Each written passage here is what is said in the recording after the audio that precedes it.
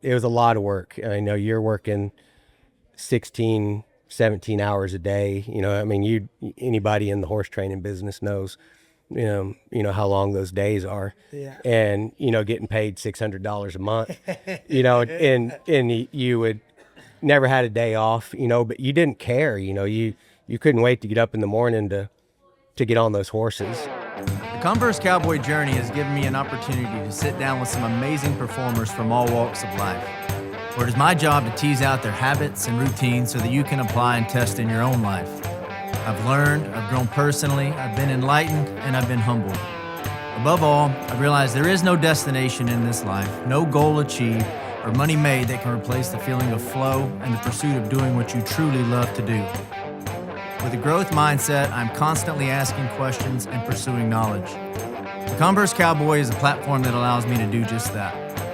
I'm excited and eager to share their stories with you all. I'm Mike Roberts, and this is the Converse Cowboy.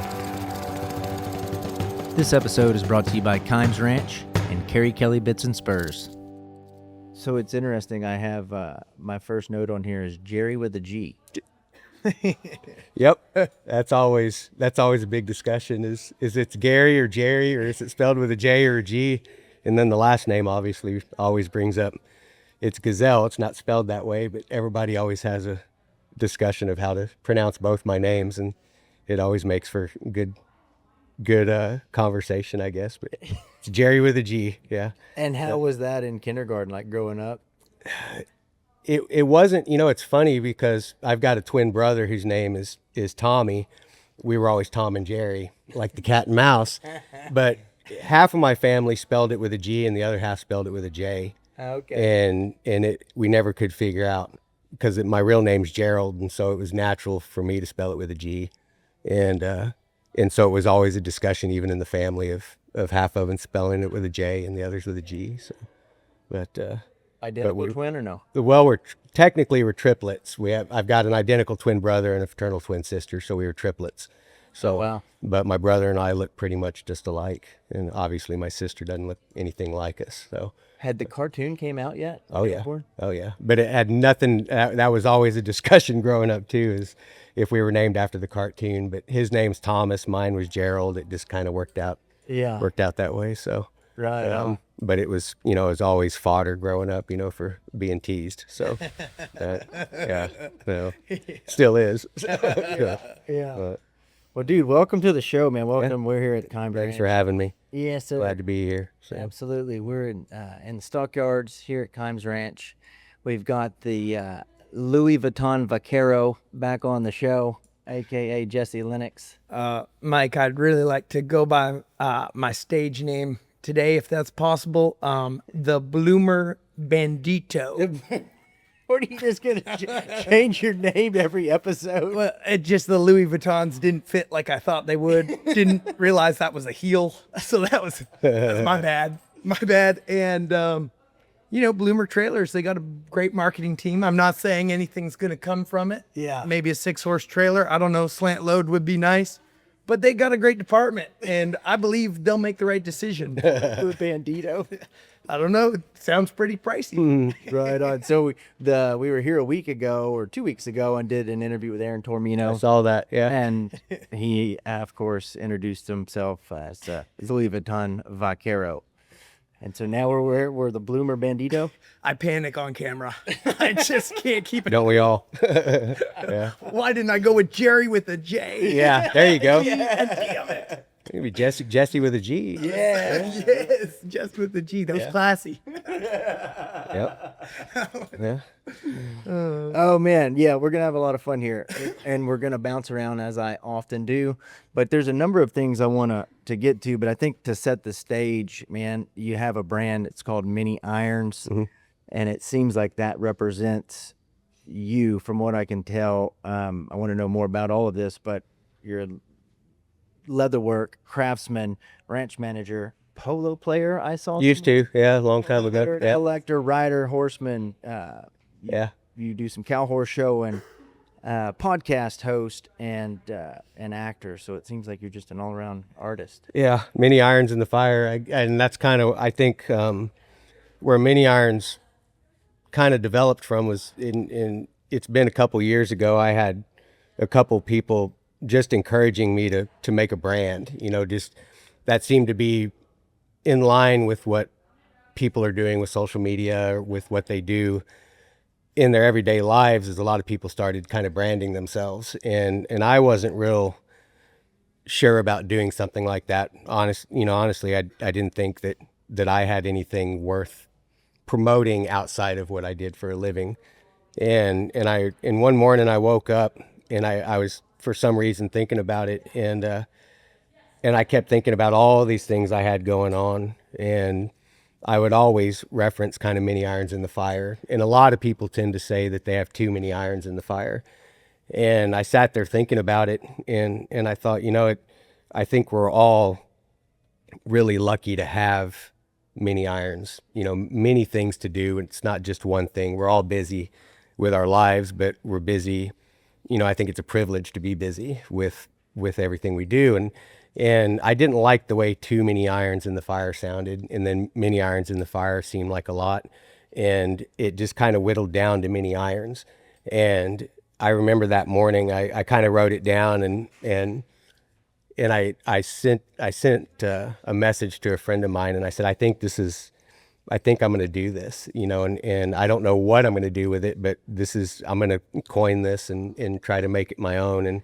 And then when I got to thinking about it more that morning, and I thought, this isn't something of my own. This needs to be something that represents everybody, anybody from across any walk of life. It doesn't have to be in the ranching, the horse industry. This represents anybody that can relate to it. And so I had this idea of making the brand a collaboration brand of anybody that can relate to many irons can bring their own ideas to the table. If it's an artist, if it's a craftsman of any kind, they all have, anybody that can relate to many irons can be a part of many irons. And the original concept was for art to promote artists, visual artists, graphic designers. And what I wanted to do was if a graphic designer came up with their own representation of mini irons, we would make shirts, stickers, do whatever, and I would promote their art with the Mini Irons brand, and then they would get a percentage of everything that sold, and everybody would. And it's because a lot of times an artist they'll do you a piece of art, you pay for it, and then that's the end of it. You can make endless amounts of money off of their art, and they might get $400. And in the end, you might make thousands and thousands of dollars. And I never felt, and I know that's what artists do, but it never sat right with me with any sort of collaboration. I felt like it needed to be continuously shared. And it, there was a few artists kind of understood that, and a lot of artists, it didn't take off like, I figured there'd be a lot of collaborations, which, it's fine. Everybody's busy. So I didn't want to force anything. And then I started getting caps made, and just a basic cap that had the Mini Irons logo on it. And I was real cautious, and I had 50 caps made, and I put them up for sale on Instagram. And in about 30 minutes, I had sold all 50 caps. And I was like, crap, what do I do now? I got to figure out how to mail these things. I didn't think I thought it'd take me months to sell those caps. And I called the guy that made Did the they cap. sell through Instagram or through Just website? through Instagram. I just had people messaging me on Instagram saying, I want a cap, or I want 2 caps. And so I sold those caps, and I thought, I kept getting more and more messages, and I was like, man, I just sold out of these things. And the process of getting them made was roughly a month process. The way that I'd get the patches made, the caps ordered, and the guys would at the JFH hat pressing would do the caps and mail them to me. And I had to tell people it's going to be a month before I get more caps. And I ordered 100 more caps, and had those sold, and it just kept, people were wanting the caps, and it's easy. People can put on a cap, it fits them, they wear it, and it just sort of took off from there. And I was selling those caps across the country to anywhere from bike builders to cowboys to influencers, just firefighters, just people from all walks of life. And they would share their story with me of how mini irons related to them. And that became really inspiring. Like, man, these people, something that just kind of came to me naturally, all of a sudden is reverberating with people across the country. And it was really neat to see. I had surfers in California wearing mini irons caps, and saying, and guys that surf, team rope, and they kind of go from the different cultures. And so then it became this big melting pot of the Western culture and what people might consider alternative lifestyles, the bikers, the skaters, the surfers.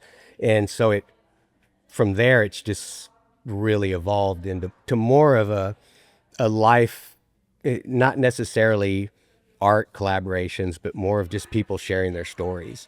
And now it's become more of a mission for me to collect their stories and share them as the Mini Irons. I call them the Mini Irons crew. Anybody that's wearing a cap or a shirt or something, they're part of that crew, and people seem to like it. So it's been really neat to see how people will be at a concert, or they'll be anywhere across the country, and they'll see somebody with a Mini Irons cap, and they'll take a picture of it and say, "Here's one in the wild," And So cool. yeah, so That's something, that I would think the majority of people can relate to.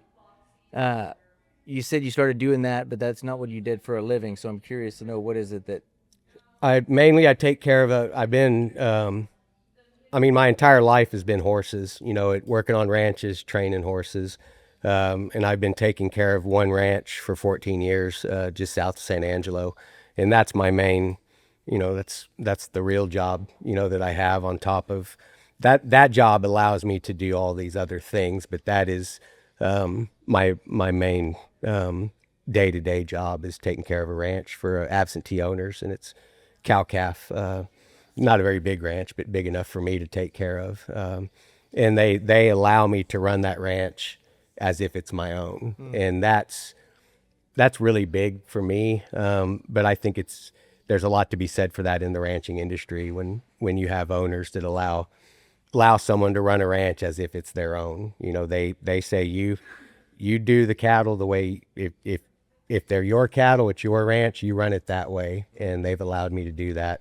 And that's allowed me to do, the horses and some of these other things, like being here today. It gives me that freedom as long as the cattle are taken care of and ranch is taken care of. Right on. Yeah. So That's cool, man. I want to circle back to the Mini Irons thing. A question I have for you is how do you stay focused with so many irons in the fire? Something I struggle with, but how do you stay focused on one task at a time when you have so much going on? that's hard to do. I try to, as far as is trying to like prioritize the things that I have going on. Like this time of year, I have to slow down on some things in order to focus on others. Like going into this season now, it's going into show season, so trying to make a schedule for the cow horse shows, for the ranch horse shows, and also not forgetting like the Mini Irons brand.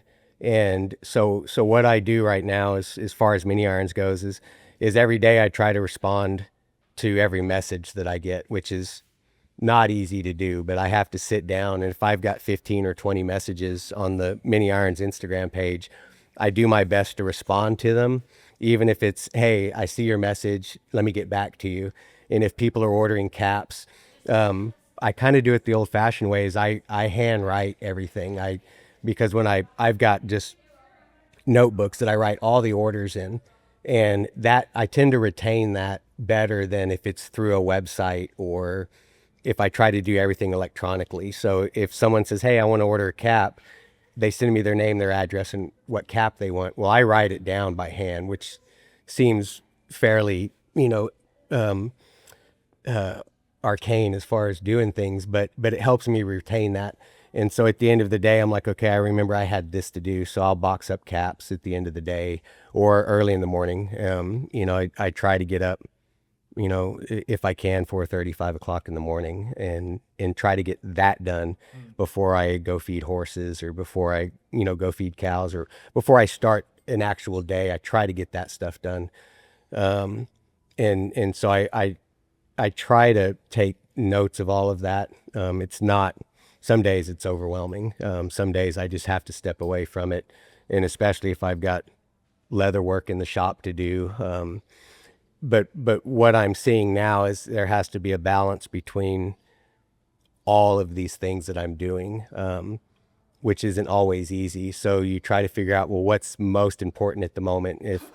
If I got to work on a script, you know, is it better to sit down and work on a script, or is it better to take notes for a script? Is it better to go get those horses tied up, saddled, ready to work, come back? You know, so I try to figure out how to do those days. And here before long, it'll have to be, you know, where the mini irons, you know, without neglecting it, is, you know, okay, if I'm out of caps right now, don't order any more caps. People are just going to have to wait, which they'll wait. You know, you figure out that people are willing to wait for some things. So okay, you're like, okay, they don't need their cap right now. I'll wait, and in a month I'll have a new order of caps. I'll catch up on that.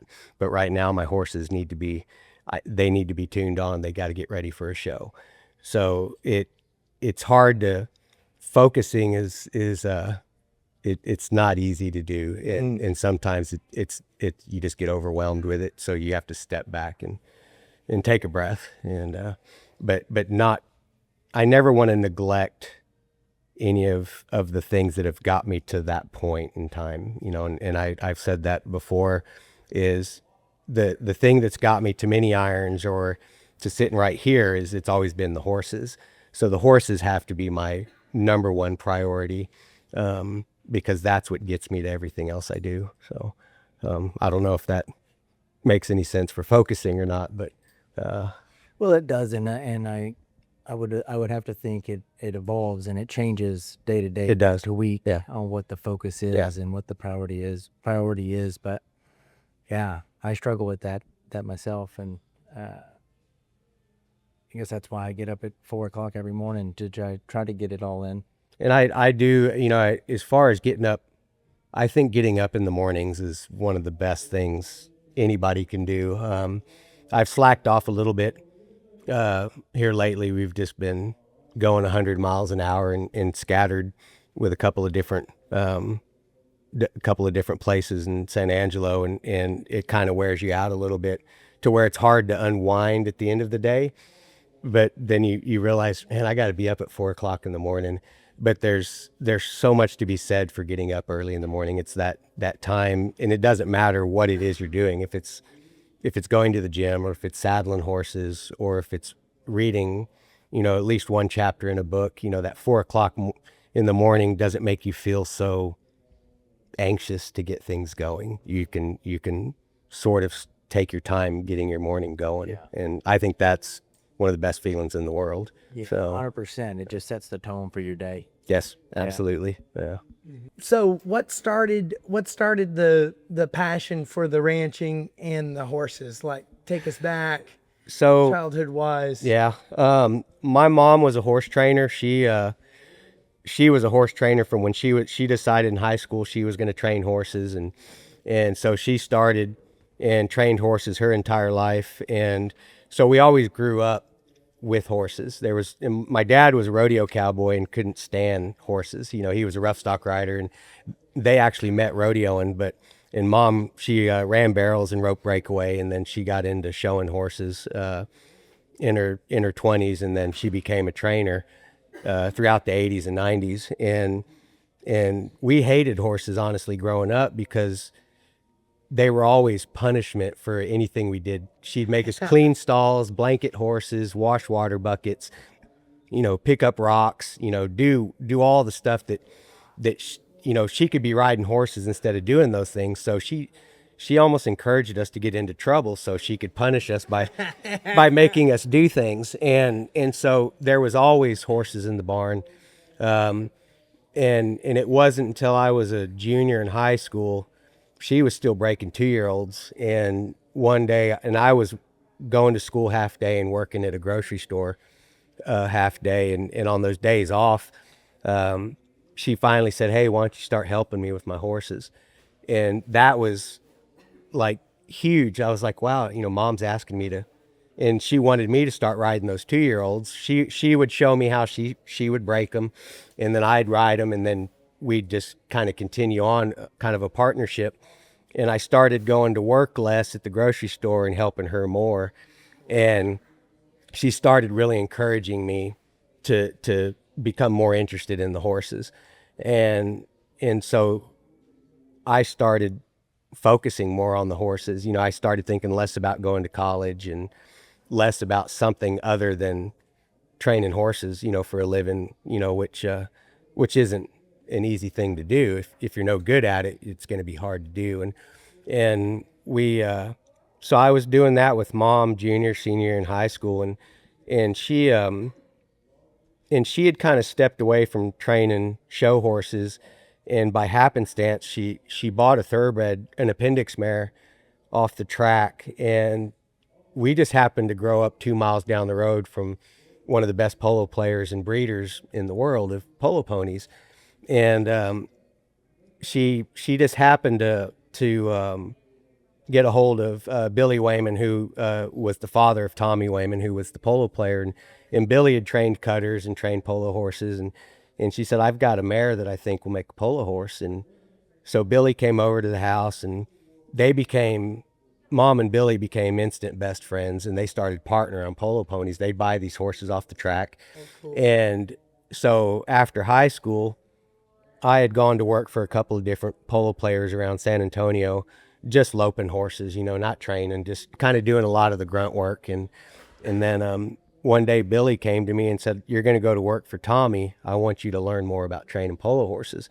And I was already fascinated with the whole concept at that time, because the amount of bridles that polo players have in their tack room, we're talking hundreds. And walking into these tack rooms, and you see these just rows of bridles, and then hundreds of horses, and so I went to work for Tommy, and it worked out because Mom and Billy would always ride. We'd all ride together, and so it was like riding with Mom, but she wasn't having to pay me.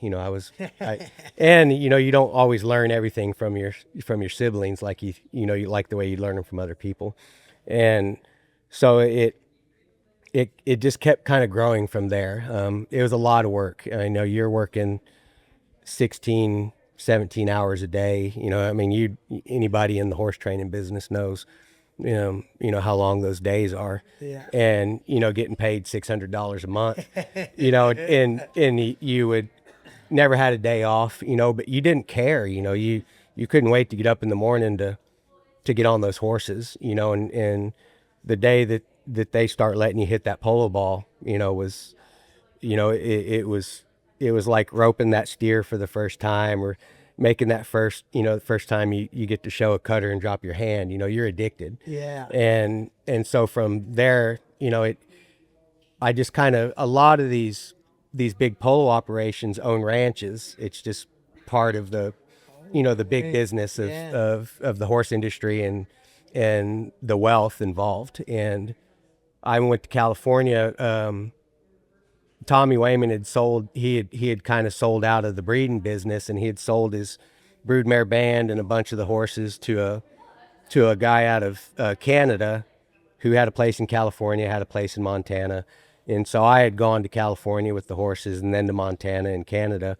And so it was like the best of all the worlds. You got to cowboy, I got to ride polo horses, and got to see a lot of the country, and do a lot of really neat things, other than just being, in a cow camp somewhere, which is great in itself. But I like the idea of traveling. And so then that's where it sort of evolved from there, is just getting to work on these ranches, riding thoroughbred horses, cowboying. And I would use those, I'd start those polo prospects like a ranch horse. They all have the same, they all got to do the same thing. They've got to stop, turn, they'll track a polo ball just as good as a cow horse will track a cow. And so you learn a lot of things are the same but different, and so that was, it just all really worked out perfectly. information. Yeah. This may be a silly question because I'm just focused on roping, cutting, cow horse, the Western performance horse. But like, predominantly, where are the polo horses? Like, Predominantly in the wintertime, you're in South Florida. The polo capital of the world would be Argentina. They're the breeders. They're the best polo players in the world, and the best breeders of polo horses in the world are in Argentina. really? And they're Uh-uh. yeah, they're doing a lot of besides regular breeding of horses, they're cloning polo ponies now. Wow. And it's proving to work amazingly. But by far the largest concentration of polo horses and polo players in the world is in Argentina. Wow. Have you ever In played southern, polo? yeah, yeah, No. yeah. In southern Florida in the wintertime is where the best polo is played, and best polo players, best horses. And then in the summertime, it sort of scatters out. You've got England, and then in the States, a lot of people go to California and Santa Barbara, Bighorn, Wyoming. They've got a good summer club in Bighorn. And it sort of scatters out during the summer, and then back in the wintertime, it sort of goes right back to South Florida, Wellington, Palm Beach down there. And they have their seasons, and so it's a really interesting, the polo world seems so foreign to a lot of people, just because they've never really seen it. But to me, it's just another version of the cutting horse world. You have your patrons, your finance people who own the horses and promote their trainers, promote the breeding, and promote just the competition side of everything. And so it's to me, they all kind of go hand in hand. And so it was kind of a blessing to start out in the polo world with someone who also had trained cutting horses, because he understood the cow horse side of it and the polo side of it. And when it came to training and bridles, I was learning so much about bridles, and that was always my fascination from day one, was how do you train this horse with this bridle, or how do you decide on this bridle for this horse? And you would see that, you take Adolph Byers, who was the legendary bit and spur builder, the amount of cowboy bridles he made just as many polo bridles for polo players, because they all sort of connected, and back in the day, the cowboys played polo, and then it sort of became, when it became more professional, you had the professional polo players and the cowboys, and so but there was always still that intermingling of the disciplines. And so yeah, the polo is and there's some polo up in this area too. Yeah. Tell me about the bridles. I'm curious to know, like, what are the similarities and differences, I guess, between stuff that we would know about.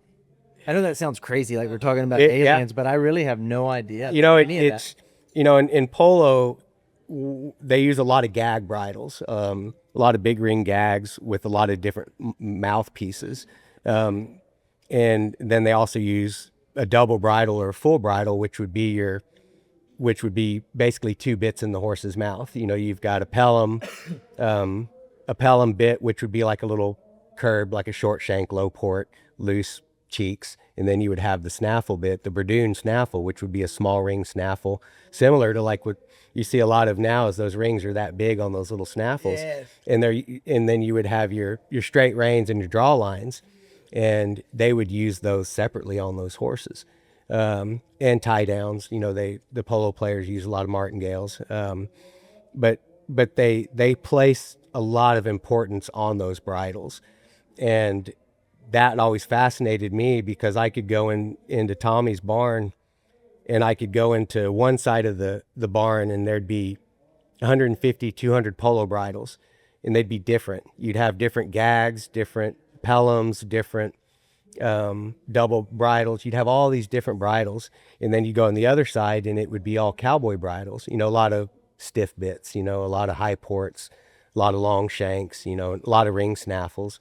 And you could see, you might go out there on a polo horse and school them in just a full cheek snaffle, or something like a Clapper 27, and then you take them to the polo field and put them in their polo bridle to play them. Because in polo, you have to play with 2 sets of reins. That's part of the rules is you got to have either 2 sets of straight reins or a set of straight reins and draw lines. And so you could see them, and even before, there might be a horse that needs a little schooling before he plays them. And so you'd get on that horse 3 minutes before you got to put the polo bridle on it, go out there, stop and turn it real quick in that stiff bit, and then pull that bridle off, put their polo bridle on, send them out on the polo field and play them for 7 minutes. And, and there was always that idea of, and I've seen it a lot, in the cow horse world is you go to the arena with a horse, you might take 3 or 4 bridles, hang them on the fence. You ride them for a minute, think, this bridle didn't work, and go over there, swap bridles out and go out. This one works better. And that to me is what always fascinated me was, and I couldn't tell you, how that affects some people versus others. But the first thing I do when I go to a trainer's barn is I walk in and I peek in the door of their tack room to see the bridles, and I always think, man, I've got a lot of bridles. And you go into these barns and they've got 200-300 bridles hanging in there. And that fascinates me. And so the polo world is very much that way. You could go into, a polo tack shop, just like you could go into Teskey's and there's hundreds of different styles of bits hanging on the wall. And you think, man, that might work on that horse, or that one might work on that one. And it's just, I like the evolution of that. You're constantly thinking of, how am I going to make this horse better in this bridle? And I made the huge mistake last week at the cow horse show of changing a bridle 3 times on one horse, realizing that the first bridle I had her in, I should have kept her in. But I was overthinking and trying to, because there's a bridle that's your favorite, and you think, man, I want to show in that bridle. It's my favorite. And it turns out, when I come out of the arena, I'm like, I hate this damn bridle. I should not have done it. And so it's a constant, to me, it's that constant thinking game and I think the best horsemen are always, they're always thinking of that. And I think that's what separates a lot of them. It's not a one bridle fits all, you can make them work, but there might be something better. Mm-hmm. So, yeah. Totally.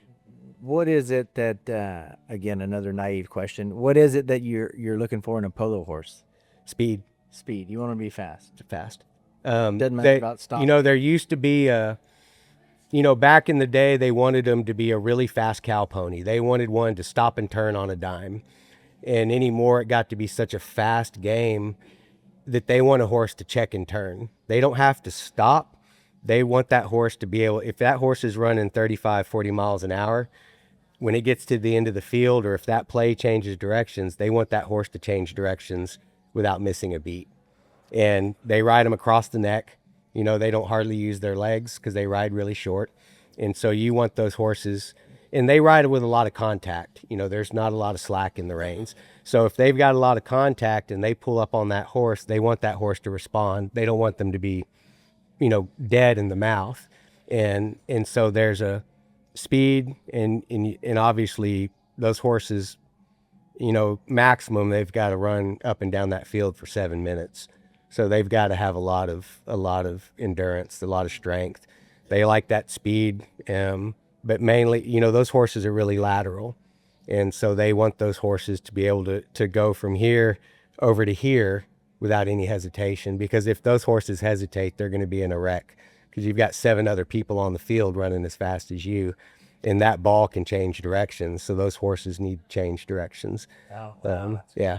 Cool. It's pretty amazing to see. So that's when I've had a lot of guys try to sell me horses for polo prospects, and they say, this horse is fast. And I'm like, do you know what fast is? And when they realize, well, this horse might not be that fast, then they think, and then you tell them, watch a polo game on YouTube or something, and you'll see how fast those horses are. So, but they've got to be able to check and turn in an instant, be handy, but not like cow pony handy. They don't need to stop, fold up, and spin around, in that small of the space. So how is the progression to cowboying from polo, like you mentioned? Did that happen while you were working Yeah. Polo ranches because they have ranches, or Yeah, and how did that? it kind of all worked together. I mean, we grew up in South Texas, so all we ever wanted to do was rope and be cowboys anyway. It's not like, we wanted to play polo, but it all sort of, what I liked about the ranching aspect was being outside. Best thing in the world for those horses in the beginning.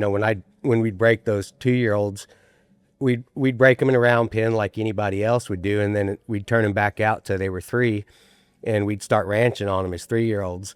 And when we'd ranch on them, we'd start to see the natural ability of those thoroughbred horses, and we think, man, this one has the potential to be this caliber of polo pony. This one has this potential. You'd start kind of feeling those horses out, and so during the summer, we'd move cows.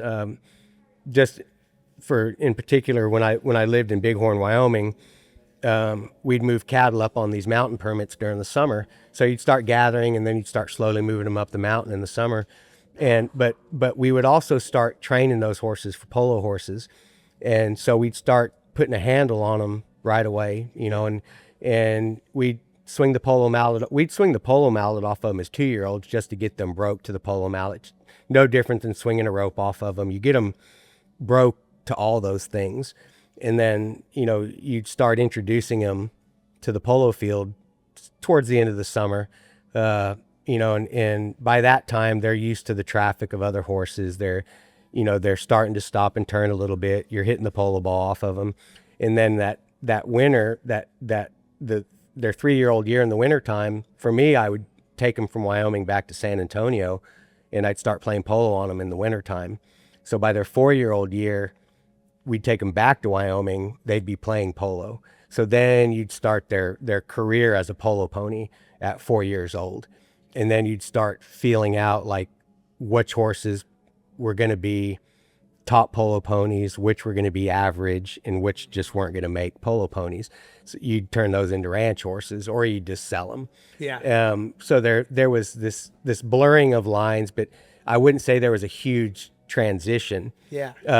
Now the transition came later on when I decided to start training show horses. I had to slow everything down. Because I was used, because people would always say, man, how do you get those horses to change leads so easily? I'm like, any horse is going to change leads at speed. A lot of them, you just go across their neck, you shift your weight, they're going to change leads. But now I've got to do it in this small box in the center of an arena in front of a judge. And so I had to start learning different ways to slow things down. I'd always teach my horses to rate, but it was teaching them to drastically rate when you do these patterns in the NRCHA or any other association. So there was a huge transition, and everybody would always say, gosh, your mom trained show horses. It can't be that hard for you to learn. But I'd been playing polo for so long, and I like going fast. I honestly like speed, and I like controlled speed.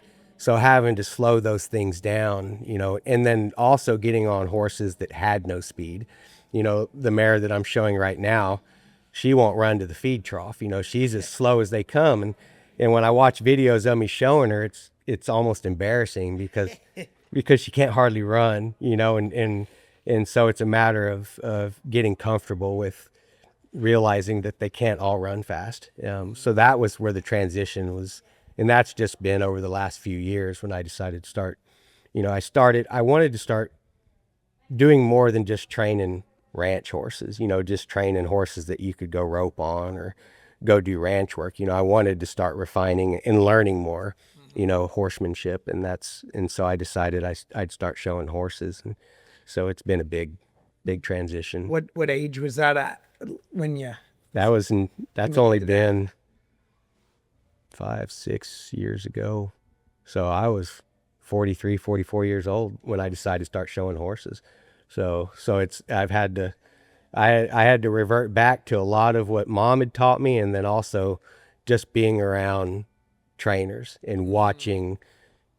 I'd worked for some cutters, and so I could learn a little bit about tying a horse to a cow and a little bit of that, but as far as like the rein cow horse stuff, I had to ask questions. I had to ride with trainers. I had to watch trainers, and start figuring out how my horses were supposed to look. And then a lot of it was just how that horse felt in my hands and between my legs. It started to feel more correct. And it's been, I look at when I started showing horses to now, I gauge it on the horses I've shown, and I've gone through, I think I'm on my 6th show horse, and I'm finally starting to figure some of it out, with a little bit of success, but then like last week realizing, how different all these horses are, and like my 3-year-old snafflebit prospect, how much potential he has versus the 5-year-old I'm showing that has no potential. She has, she's average, but knowing, where all of that, when you start to see that, because in polo, you can fit a lot of horses into the same mold, but in the cow horse or cutting horse world, there's so much that separates those good horses, And so I'm still learning, the quarter horse industry, there's so much tied to the bloodlines, and realizing that my snafflebit horse is not bred to be a snafflebit horse, but somehow he has it all in him. And I had trainers last week say that's a nice horse, stick with him, because I wanted to quit him for a while, but so yeah, there's a lot of transition, a lot of learning curve. So Cool. Which trainers are you leaning on? Honestly, I mean, one of my favorites is Boyd. I just, Hard to go wrong there. it's amazing to watch. I last week I sat there and I watched Boyd work a horse of his, and I'm sure it's a 3-year-old that he's going through his 3-year-olds right now, and watching Boyd work that horse on a cow there at the Wild Rag, and just seeing what he would do. And it wasn't constantly doing the same thing over. He would do something until that horse got it right, and then he would move on. And then you could see how he was just the way he would figure out in an instant what that horse was about to do incorrectly, and he would stop it. He would correct it, put that horse back on a cow. And to see how he just kept that horse between his legs and his hands. And I just sat there watching that, because I've watched a lot of Boyd on TV, and then just listening to stories from other trainers that either worked for Boyd or rode with Boyd, and the thing that I like about Boyd is he can't always tell you why or how he does it. And to me, that's the magic. A lot of those really natural horsemen is they do something based on what it feels like. It's not because that's what they learned. It's just that's what's speaking to them. That's what comes naturally to them.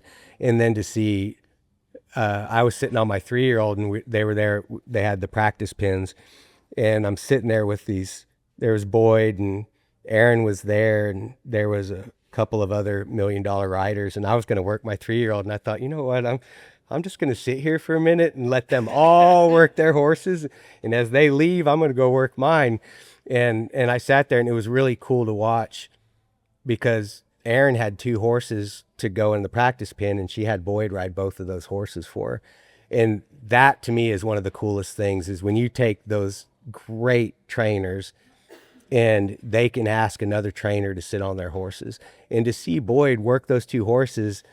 And it was just tiny little things. And she said, I think she had asked him, like, am I overdoing something on this horse? And Boyd said, no. He said, I think just keep doing what you're doing with that horse. But it's just the fact that Boyd is one, the futurity in both disciplines is unreal. And to see what he can do with some of the toughest horses out there, and he seems just so, the intensity is there, but the intensity doesn't necessarily affect that horse that he's sitting on. He knows how to channel all of that. And I find that mind blowing to me. So he's definitely up there on the top of my list. So One of the wild things that Boyd just did last week is he won the 4-year-old Breeders' Invitational Intermediate Open on a horse that was a snaffer bidder like the week prior. Yeah. I believe the show you're talking about it. And then he took him up to Tulsa, exactly.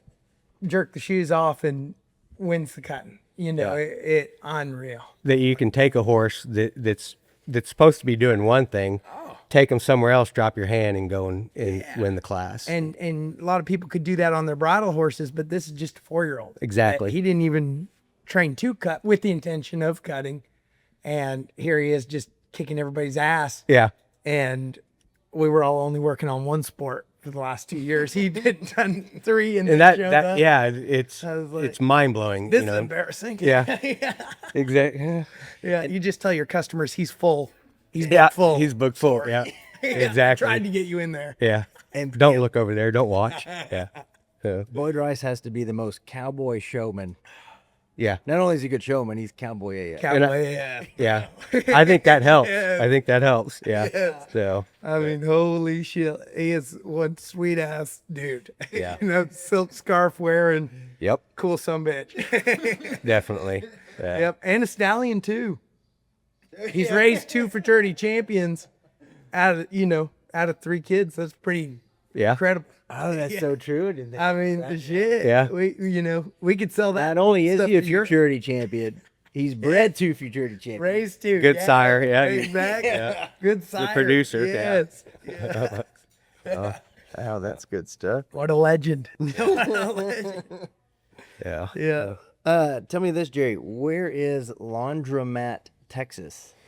So it's when we were filming Laundromat, I got a lot of messages that day. People are like, we're looking on the map and we can't find this place. And I said, well, it doesn't exist. It's a mythical place, and that was sort of how the whole script evolved. Is I guess for context for people listening, what is Laundromat would have been a better question. so Laundromat, Texas it was a short story that I wrote years ago, and then we wrote it into a short film script back in February.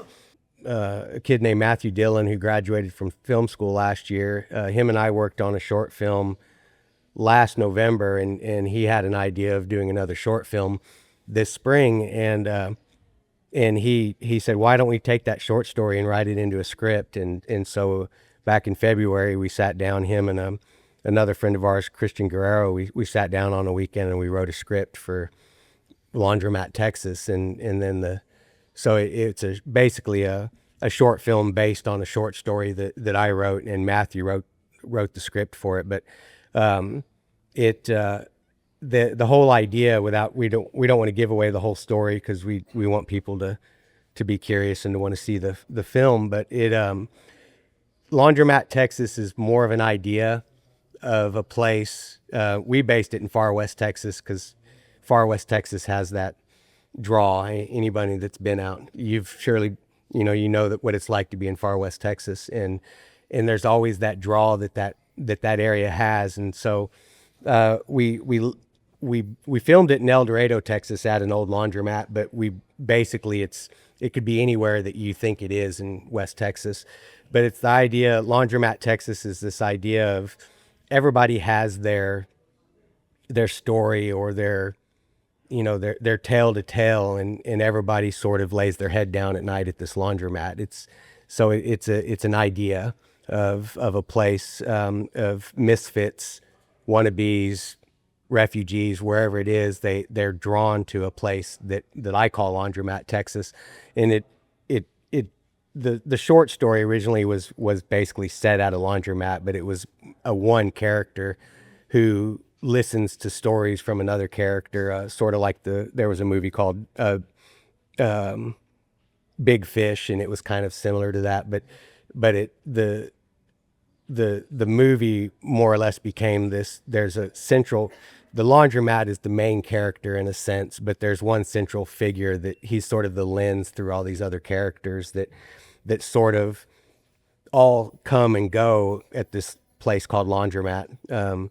It's an actual laundromat, but it's the idea of 9 different characters with 9 different stories, and it's only roughly 45 minutes long. It'll be a short film, but there's 9 different stories basically, and the central character is sort of that lens to all these other characters, and it's over like a day period at this laundromat. That's so cool, man. I want to ask more questions about that. Sure. First, though, when will that be released?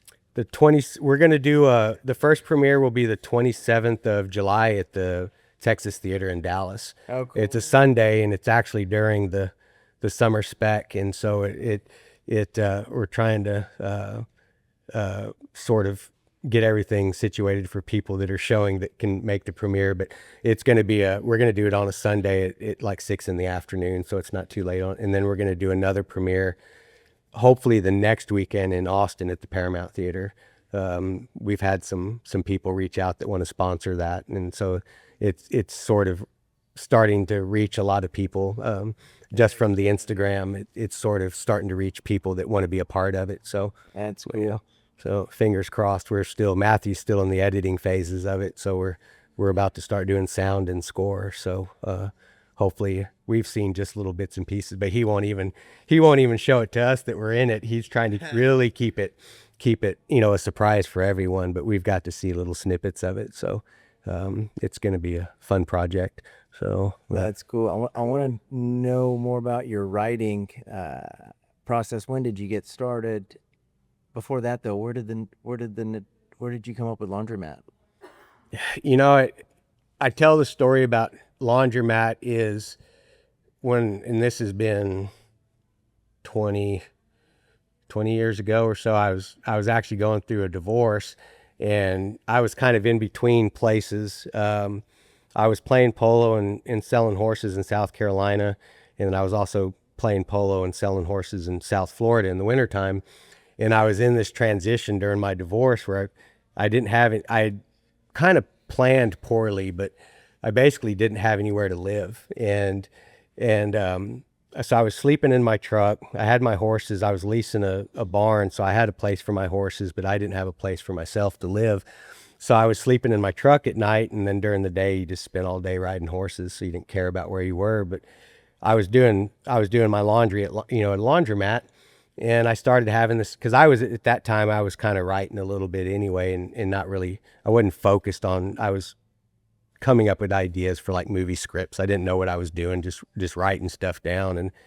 And I was, so I started working on a concept for this short story about a guy at a laundromat, but I never thought I'd call it Laundromat Texas. I was living in Florida.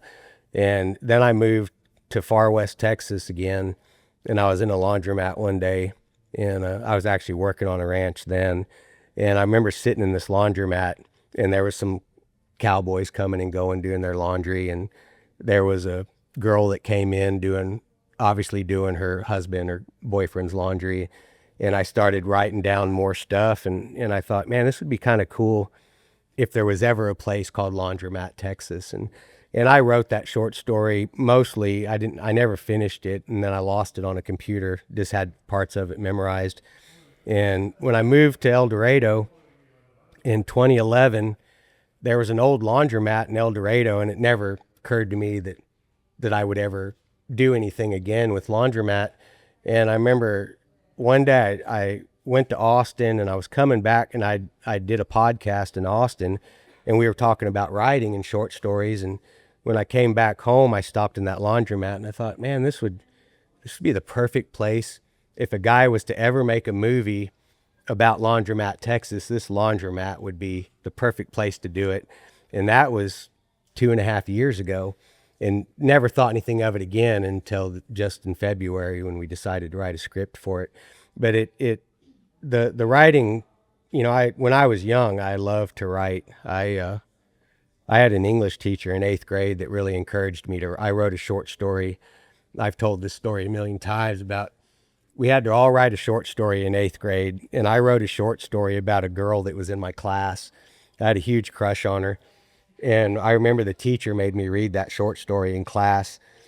And I was so embarrassed because the girl was in the class with me, and she obviously knew I wrote that short story about her. And as a kid in 8th grade, you're just horrified, and I remember when I got done reading that short story, my teacher was actually crying. She had like tears in her eyes, and she asked if she could take that short story and put it in some writing contest. And I ended up winning a couple ribbons for a writing contest. My teacher never gave me my story back.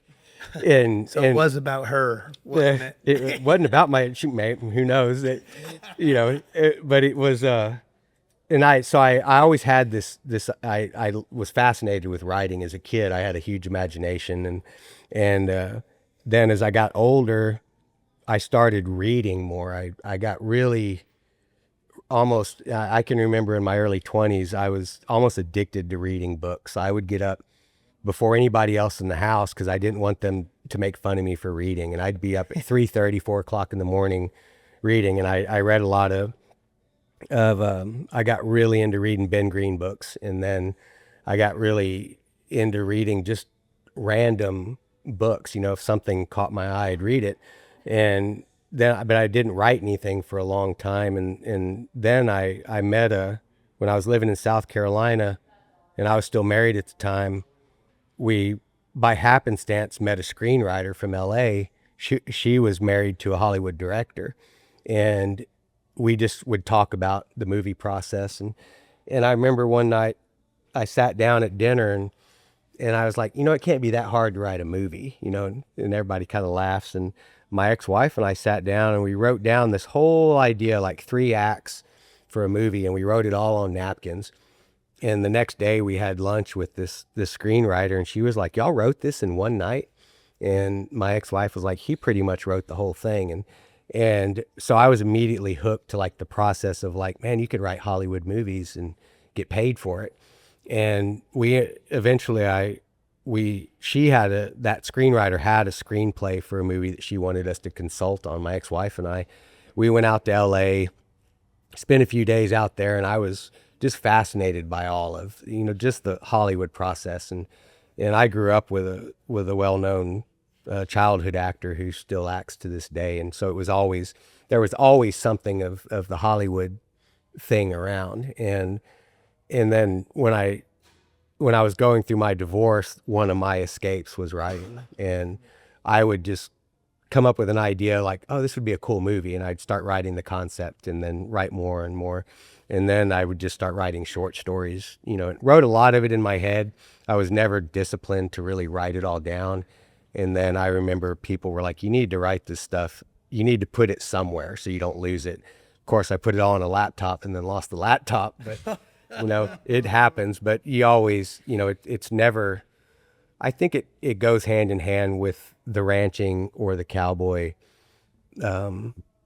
lifestyle is they're always, cowboys tell stories, but they're always daydreaming.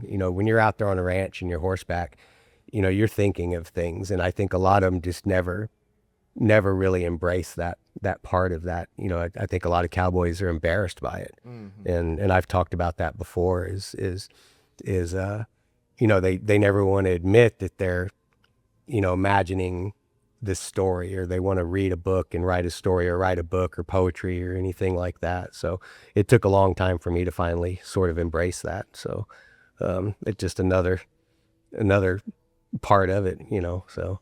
Did you get the girl in 8th grade? No. I did buy a load of hay from her a few years ago. But no. What is her name? Come back. Yeah. What is her name?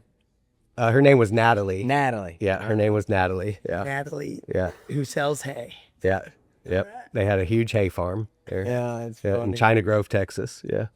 So, yeah. Hopefully she doesn't Natalie, hear this, but you're listening. Yeah. That was a long time ago. Yeah. Long time ago. And 8th grade teacher, if you're listening, we want that letter back. Yeah, I would love to have it back. I barely remember that short story, but it was obviously about Natalie. Did you have her name in the No, I didn't, but she knew because there was Dear Natalie. Yeah. Dear Natalie. Yeah. This isn't about you, but This isn't about you, but I do love your hay. yeah. Exactly. Yeah. No, I mentioned a Ferris wheel, and we had been on a Ferris wheel at one point, so she knew. So, yeah. Hooking up on the Ferris wheel got you caught. Yeah. Got you. Do y'all have Ferris wheels in Canada? Oh, yeah. Yeah. They're just pretty cold once you Yeah, it'd be pretty cold when you get all the way to the top. I Yeah. don't recommend it. Yeah. Yeah. So writing can be a very vulnerable thing once you start putting it out into the public. I'm just curious to know, like, Especially if your teacher reads Yeah. it. especially your teacher makes you read it out Yeah, exactly.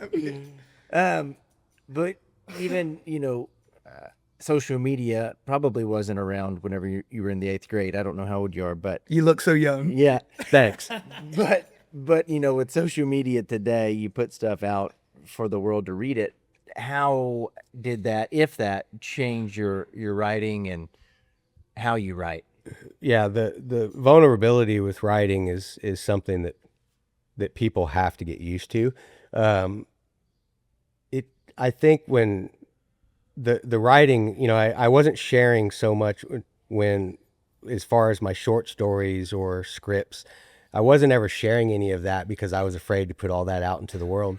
But when I got on Instagram, I had gotten off Instagram years ago and then got back on Instagram a couple years ago.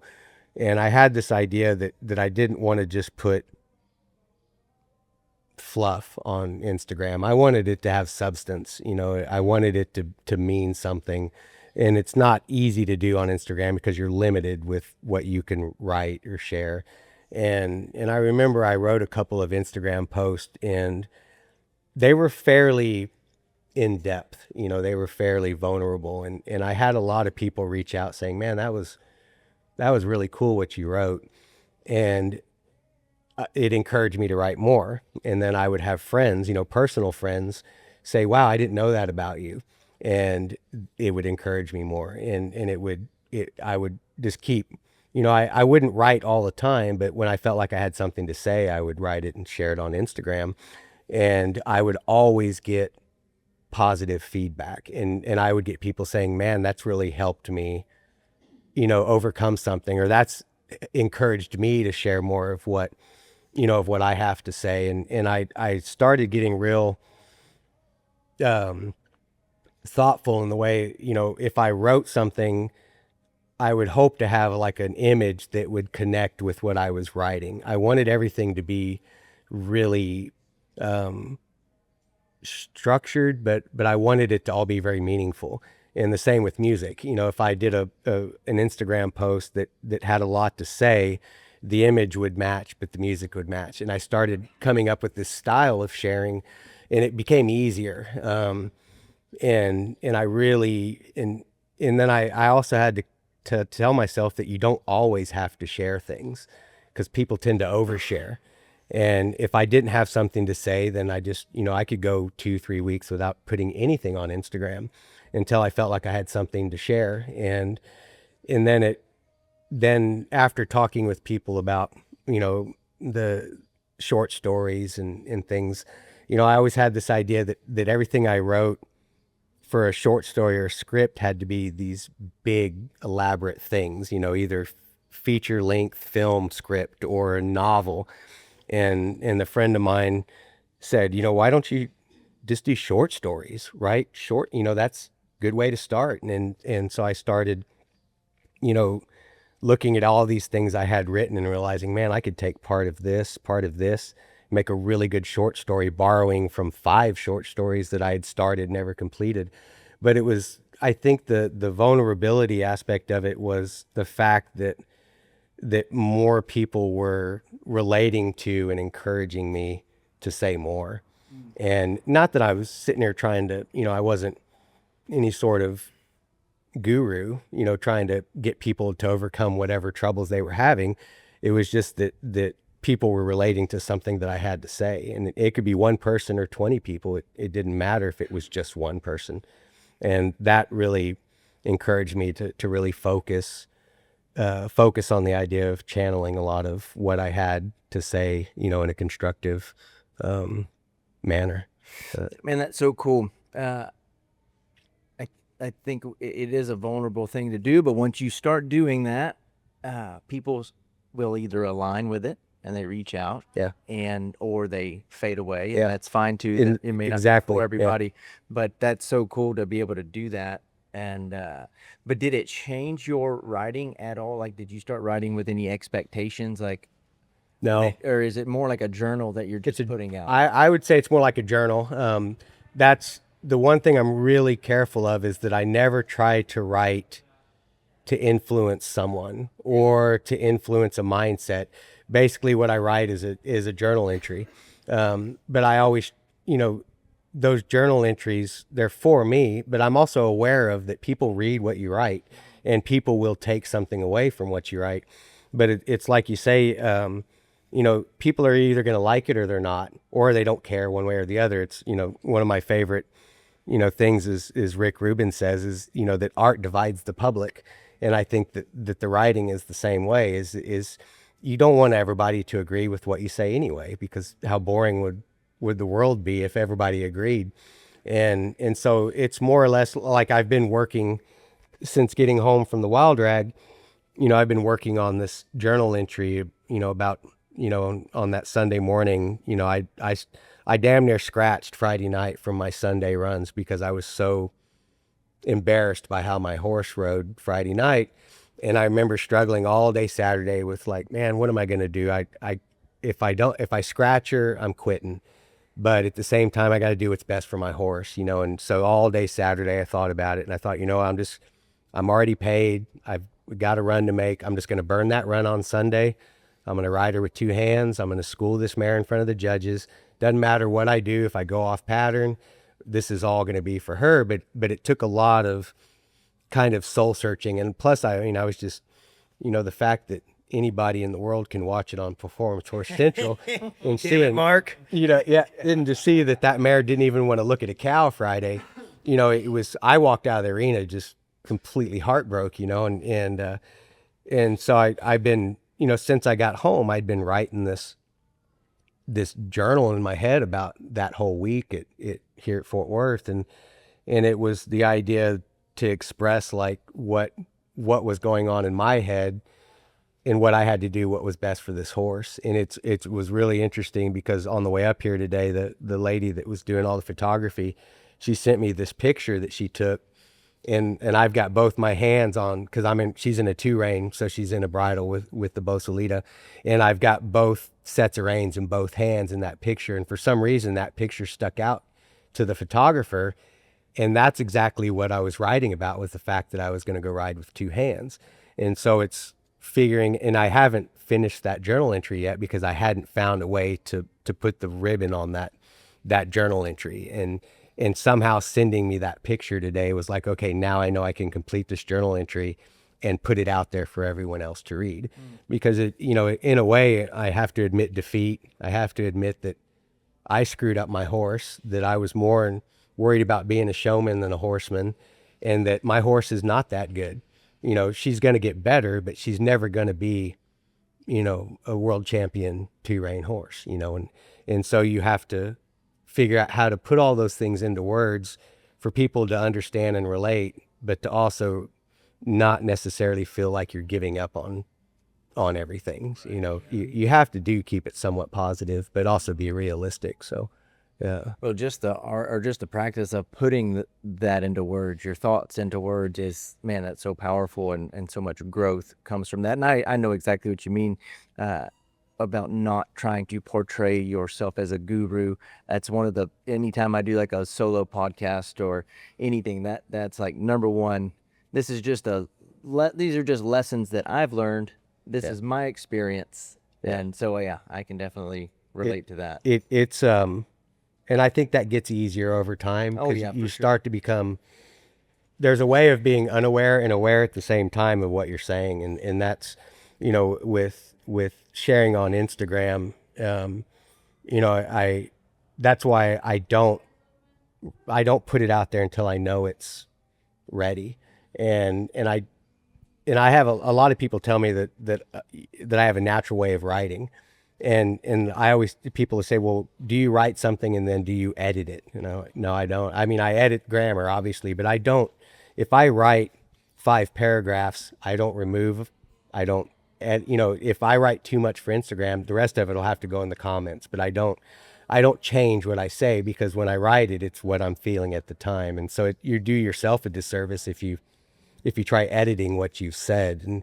But at the same time, it just comes, like I said, it just gets easier to share those things, and to share them at the right time. Mm-hmm. Somebody out there needs it, when you put it out there. So the unaware and aware thing, I like translate that into like, you're aware of what you're writing, but you're also okay with whatever somebody may say about it. Yeah. You know? Well, and like when you do a solo podcast, which my podcast is all solo, it's just me and my podcast, is that you just start talking, and you just go with it. If I have a subject that I pick to talk about in my podcast, I forget the mic is there. I forget anybody's listening, and I don't edit it either. It just, whatever I say in the mic goes out on my podcast. And so, but I don't become careful of what I'm saying.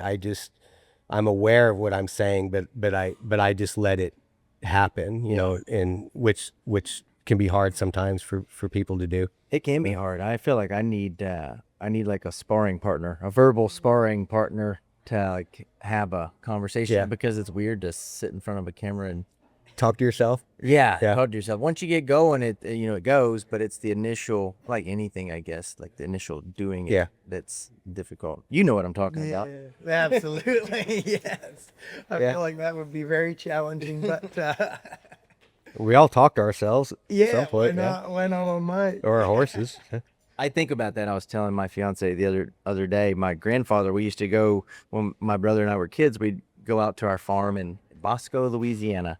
And it's about a 30-minute drive from where we lived in West Monroe. And on the ride back, my brother and I would always get a kick out of it. My grandfather would just be like talking to himself. Driving back, he's going 5 miles under the speed limit and he's just talking to himself. And I was telling her, I was like, thinking back on that, we all do it internally. We may not do it, where other people can see it, but we got to be careful, I guess, and how that conversation goes sometimes. Yeah, exactly. Yeah. The older you get, you'll just do it in front of your grandchildren. Start babbling. Yeah, that's when you get to the I don't give a Yes. shit about what anybody thinks. Kind of pulling it back to your experience at the horse show, that your next journal entry that we're all excited about is going to be about. I guess that to me as a horse trainer and stuff is, to me, that's such an important part of the process of being a horse trainer. And for young horse trainers listening to hear you talk about, because it's inevitable that you're going to show up to a horse show and you'll be disappointed in your process and what got you there and everything.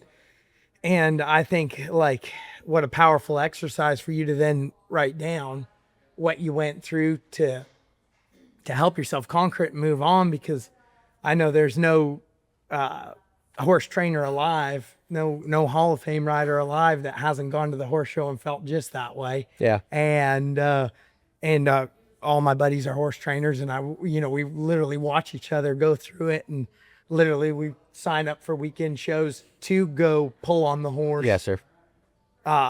Very much on purpose, and unfortunately, because of the live stream now, the customer watches too. Yeah. And you're like, don't worry, your hard-earned money is at work. Yeah.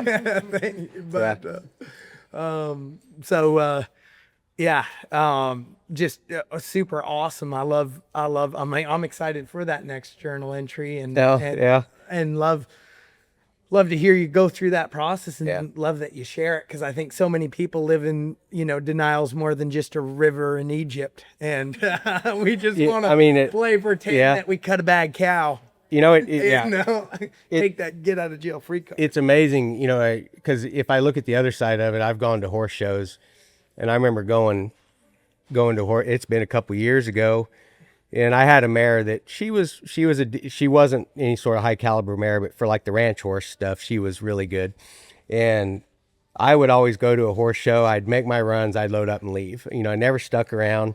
I wanted to get home, and I remember I made a run, and I went up there to pay out, and the secretary said, "Well, you got to stick around." And I said, "I need to get home." She's like, "Well, no, because you've made it to the to the finals." And I was and at first I'm like, "Damn it, don't sound right. I want to go home," and I didn't think I had done that well. And she's like, "Well, you won your class. You've made it to the finals."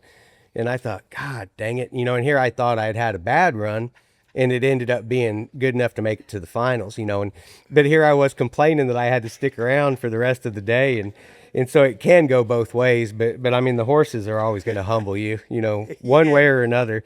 So, and they'll keep you guessing, but I do think that self-reflection is always important when it comes to, to the horse training, and then showing them, like I say, you pay all that money to be judged, Yeah. it's never going to go exactly the way you want it. So you'd hope so, but Oh, not always. 100%. Yeah. I even go as far as like you'll go to, I remember being younger, you go to a weekend show just to purposely school, and everybody will be there schooling, and you'll be working your horse and you'll be like, ooh, that was bad timing. Oh my goodness, what am I doing? And you'll watch, your heroes school their horses, like we mentioned Boyd, and you just feel like they'll be having a terrible run, but you'll watch them pull and you'll be like, oh, what magnificent timing. Oh, look at the feel. And you're just, because they win so much, you're giving them all these excuses that it's amazing. Yeah. And then, it takes a little while before you can be like, oh, actually, maybe my timing was really brilliant too, and maybe somebody, non-pro amateurs, watching me and getting something out of my work. Because when you have a school and run, it is, I know for me as a horse trainer, it's almost like you're getting to watch that guy put on a little mini clinic. Yeah. Whether they may not even want you to watch it, but and that free information. And I think that helped me out last week, because we watched the top 30 Saturday night, and you got to see some of these trainers. You realize halfway through their run, they're schooling their horse. And so you realize it's okay to do that. It's okay to burn that run to get that horse right. Part of the process. And that was my biggest mistake on that Friday night, is I should have realized, I've already blown this. I should get my horse right. Totally. And instead I tried to just get through that run without reaching down on her, without pulling up on her, and I should have done that. But I got cautious too, because I'd shown out of the herd 2 days before, and I had a hot quit. And so I was also, you start getting super anxious about what you're going to do wrong, and Look at all these damn rules. yep. It's so but quit when you're ranching. Yeah. Exactly. Yeah, that's true. But it in the sense that, like, I'm looking through my schedule for the summer, and I plan these shows like, well, I know I can school here. Totally. I can pull on her here if I need to. And I can make two, if I've got 2 runs to make, if my first run is good, the second run might be good, but if not, I can pull up on her. Or if I got to pull on her in the first run, maybe make it up in the second run. 100%. So I've had to develop that mindset as well, is that, she's only 5, she's in the 2 rein this year, and realizing, that she's far from perfect anyway. And so realizing that it's okay to not be perfect in every run, and pick and choose, my battles with her. So luckily I don't have a barn full of them to worry about. I don't envy that all the time. So Lee Francois said to me when I started years ago, he said, you have training runs, building runs, and winning runs, and you'll never get the winning run without the other 2. So it's just, the other 2 are just kind of good kick in the nut shots. Yes. While you're waiting on your winning run. Yeah, absolutely. And then it'll come, it'll come. What was the girl's name? Natalie. And then when you have that winning run, Natalie will think your letter was a little cuter. Yeah. That ship has sailed. I think I'll just focus on the horses. That would be that bonus, there at the end. Yeah. Like, you got to stay for the finals, and she's the finals. Yeah. We got a Buckle and Natalie. Mm-hmm. Exactly. Say, what is Lee's formula again? Because I think that can be applied to anything in life. Yeah, Lee Francois, he always said, I remember customers being mad at me, and, that's the job of a horse trainer, how to put that fire out. And he said, look, you tell them there's training runs, building runs, and winning runs. And if we don't have the stomach to go through the training and the building runs, we can't get to the winning runs. Yeah. And I use that my whole career. Beautiful. Yeah. I've kept my phony baloney job together. Works. Yeah. Oh, that's good stuff, man. You mentioned your podcast. The name of it is There Is Always Something to Chase. Mm-hmm. What is something that you have learned throughout doing that podcast that you didn't know before? That people listen. That's been huge for me. I can remember being encouraged to start a podcast. A good friend of mine, Scott Slusher, years ago said, man, you ought to do a podcast where you talk about your Instagram entries, you know, where you can expand on those stories. And I thought, nah, you know, podcaster, you know, they're a lot of work, and I don't know if people listen to podcasts, you know, and I remember 2 years ago, I sat down, I thought, you know, I'm going to try this, you know, and I did my first podcast, and I think it was 45 minutes long or something like that. And I posted it the day before the WRCA finals in Amarillo. And I got there that weekend, showed my horse, and then I walked around that weekend, and I had people, oh, I didn't know you did a podcast. It was great. We listened to it. And I had, you know, 10 or 12 people tell me that over the weekend. And I thought, that's pretty neat. You know, some people listen to it. And then I did another one and another one. And I start having people reach out, you know, saying they're listening to my podcast. And then when I was in Vegas, I guess that's been 2 years ago, I had a guy come up to him, and his wife came up to me, didn't know them, you know, they were from California, introduced themselves to me. And the wife says, you know, my husband, every morning, the first thing he does is check to see if you have a new podcast, because he listens to it every morning. And that was huge. And I was like, people from California, never met him in my life, of all things, run into him at a party in Vegas. Wow. And they pick me out of the crowd to tell me that they listen to my podcast. That was huge for me, you know, and I thought, gosh, cool. You know, maybe people do listen. And then, you know, I just kept kind of going from there. And then and it's not a structured, you know, it's not like I do one every month. It's once again, it's one of those things that I do when I feel like I have something to say, or a story to tell, or a topic to talk about that's important to me. And I would get people saying, hey, we miss your podcast. You know, when's your next episode? And I did one back in January, and I had so many people reach out saying, man, your podcast was great. You know, we can't wait for the next one. And I'm behind on it. Cause that's one of those things that I can't always prioritize, but I think the main thing is that people are listening. And it's okay to, you know, I could talk about one podcast, I could talk about bridles. The next podcast, I could talk about the environment. And you'll have people relate to one and maybe not relate to the other, but it's a matter of, you know, talking about what's important to me. And it's all, you know, like everything else, it doesn't have to be important to everybody else. If I speak true to what I feel, you know, someone's going to listen and understand it or relate to it. But I think the main thing is the authenticity of what we talk about, you know, or who we are. And because people are listening. So that's important to me, that just remain authentic. You know, like I said before, you don't have to overshare, you know, but be authentic to what you're talking about in that moment and to who you are, you know, because someone's listening. Always someone's listening. So yeah, and people aren't naive. They can tell. They recognize authenticity, and that definitely resonates. Yeah, that's important. Yeah. So but like I said before, you don't have to share everything in your life. Some people like to overshare. I think sometimes it's so they can get a reaction, but you know, that's part of it too, I guess. But yeah, I think the intention, whatever the intention is behind whatever it is you're doing, it will shine through. Yeah. And it's fun to do. I mean, I wasn't ever real sure about how, you know, podcasts reach people, you know, but it's amazing to see that they do reach people. Yeah, and good for you for continuing to do it, because it's not easy. No. For anybody out there that's wanting to start a podcast, I don't want to discourage you, but I think the statistic is, I've quoted it on this show before, I think, in 2018, everybody that has started a podcast, 80% of those no longer exist. It's like they thought it was a cool idea. They wanted to maybe get Insta famous. They did 2 or 3 episodes and they were like, fuck this. They shut it down. And I've been on a couple that just sort of dissolved, you know, because it's either a lot of work or they think, oh, I've only had 10 people listen to it.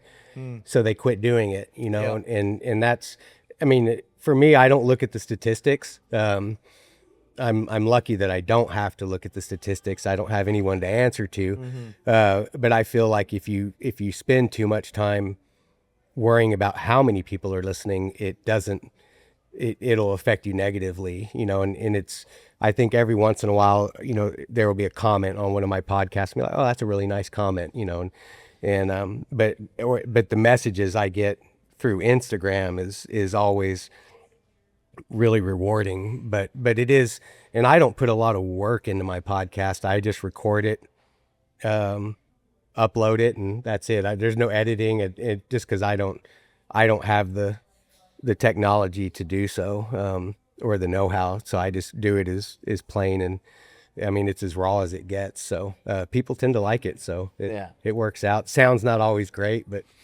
as long as they can hear it, so it's fine. So, That's cool. I know you had some. Did you have some questions about the acting? Yeah. Well, like so with the acting and the short story and the script, like you wrote the script. What really was, or what pushed you? What was the moving factor? You mentioned a friend had come out of film school. Like, what was the moving factor that you like? Because I feel like a big leap from writing little short stories to, oh shit, we're making a movie. Yeah. What was the big? I like the idea of creating things. I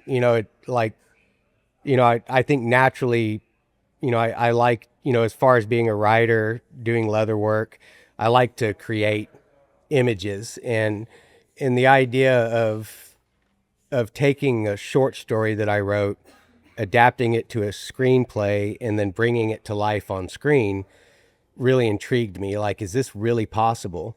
And it was the idea that Matthew Dillon, the director and writer, he said this one time, and it really hit home with me, is, it's hard to get a cowboy off the ranch. So a lot of this stuff would never, ever come to life if someone doesn't encourage him to do so. So he felt it his responsibility to take my short story and bring it to life. And he thought it was also a good good foundation for writing a script. There was all the ingredients to write a good script. But I think the thing that really got me was, we had the idea of just using our friends who aren't actors to do this movie, unpaid people who do their own things in life. It is like, we call them up, say, hey, you want to be in a movie? And they all said yes. Never acted in their lives. They're like, well, you're going to have to memorize lines and you're going to have to act. But the idea was that none of them would have to act beyond who they are as a real person in real life. And so we were choosing people who were authentic characters in real life and just adapting the script to who they were. And in a sense, each of those characters wrote their own part anyway. A friend of ours, David Bond, when we had first mentioned it, he was kind of like, I don't know, and then he starts talking, and he basically wrote his own character before we even had the script. And so it was real easy to write his part in that screenplay, and for him to act that part, because he practically just wrote himself as a character. And that was kind of the magic of it. But it was, because I was always intrigued with the process of filmmaking, I never thought that it would ever become something. And I never thought I would act in something that I created or that I helped create with somebody else. The idea of acting just never, in a sense, never appealed to me, because I've been around actors and they tend to be very disconnected from reality, because that's what makes them good actors. Right. And so it never dawned on me that you could be a really good actor without disassociating yourself from your actual personality. And when we had worked on the little short film last fall, which was just a 20-minute short film called The Weary Kind, I was the main character, but there wasn't much the only acting I really had to do was chug a bottle of whiskey, which it wasn't a real bottle of whiskey, but I had to chug this whole bottle of whiskey down. And that was kind of the extent of the acting. The rest of it just sort of came naturally. And so the idea of doing Laundromat, was collecting our friends who aren't actors, but they're authentic characters in real life, and building this script around all of them. And it just worked out so perfectly that it was like, man, this is our first big attempt at having 10 actors, a 23, 24 page script, and bringing it to life, and somehow it went off without a hitch. So it's like, does the next one work just as easily, or is the next one going to be a disaster? But it was one of those things that it was so easy to do, not just logistically, but just with a heartfelt sense of like, we can do this. And we were all enthusiastic and happy to do it. And we've sort of created a big following because everyone's been so genuine behind it. And we've really got on this kick too about promoting Texas film, filming. If it's based in Texas, shoot the damn thing in Texas. Cool. Don't shoot it in New Mexico. Don't shoot it somewhere else. If it's anything that has to do with the state of Texas, film it in the state. And that I think we're getting in there at the right time right now with what the film industry is doing. And obviously with everything that's going on with everything that Taylor Sheridan does, it kind of helps us really, really pull our boots on and get to work doing, and it's just something extra to do. Isn't McConaughey and Dennis Quaid and Woody Harrelson making a big push right now? Yeah, for that? big thing for filming in Texas. All the incentives and tax breaks, and so we're hoping that we can kind of get on that bandwagon as well. But it to me it's one of these. I don't think it in the big picture. It's just fun to create. We don't care who sees it. It's not about making money. It's not about creating fame on any sense. It was a matter of just doing something fun, creating art, and putting out there for everyone else to either like or dislike. And the bonus would be that it supplements, my horses and horse showing, where I could relax a little bit, and then do more of it. Our goal next is to. We're working on a script to do a feature-length film, and we would hope that we did this without a budget. We had no money. Everybody volunteered their time, their motorcycles, their trucks, whatever we had to use. And we're hoping that if we do something that's feature-length, that we will have, some support behind it, in the Texas film industry. So that's our next big push is to do a feature-length film and figuring out what we're gonna base it on. So did you have to rent out the laundromat? Yes, in a sense we did. It was there was the man that owns it was a little hard to track down. I actually went to our courthouse, talked to our county judge, told him what we were doing just to make sure it was okay. We didn't have to have permits or anything to film. And I was like, by the way, who owns the laundromat? Because if we don't get the laundromat, we can't make this movie. Very important. And everybody knew who owned it, but they didn't know how to get a hold of him. And finally the judge found me his number, and I told him what we were doing. And it's always the same reaction when you tell somebody you're making a movie is they look at you and they say, what kind of movie are you making? And you're like, don't worry. It's a good movie. It's nothing bad, And, I told him, I said, I want to at least pay you for use. I said, the laundromat's the most important part of this movie. And I said, and it wasn't like it was ever busy. It was one of these laundromats. You could go in there at midnight and there would be a machine going all the time, but not a soul around. And I remember asking the guy, I said, who does their laundry here? And he said, oh, we'll get every 2 weeks or so when the oil field guys get paid, their wives bring their laundry up here and do it. And he said, they'll drop their laundry off at midnight and they'll go do other things. And I said, well, I don't want to prevent anybody from doing their laundry. I would actually, if people are in here doing their laundry, that makes it more real and believable. I said, but I do want to pay you for, and he said, well, whatever you think is fair, you can, and I thought, gosh, what is fair, and so we had a little bit of money that we raised, and I paid him for letting us use the laundromat. But we did have a couple of people come in there, and this guy comes in with his laundry, and he's looking at all these people with cameras, and he was wanting to leave. We said, no, do your laundry. We'll move our stuff. You go ahead and do your laundry, and so he sat there and did his laundry, and it just made it more believable, but he was worried about what kind of set he walked into. Yeah, exactly. So yeah, no, if I was a laundromat owner and Gerry with a G showed up and wanted to rent my laundromat, I would be suspicious. Yeah. Especially if you're gorgeous. It's too suspicious. Yeah. Not that kind of movie. Not Yeah, that exactly. Yeah. That's awesome. But yeah, it was And I mean, it worked out perfectly. I don't want to talk about the guy's laundromat, but it was pretty run down. Most of the machines didn't work, which that's what we wanted. And it was dirty. Yeah, if you paid him with like a bag of quarters.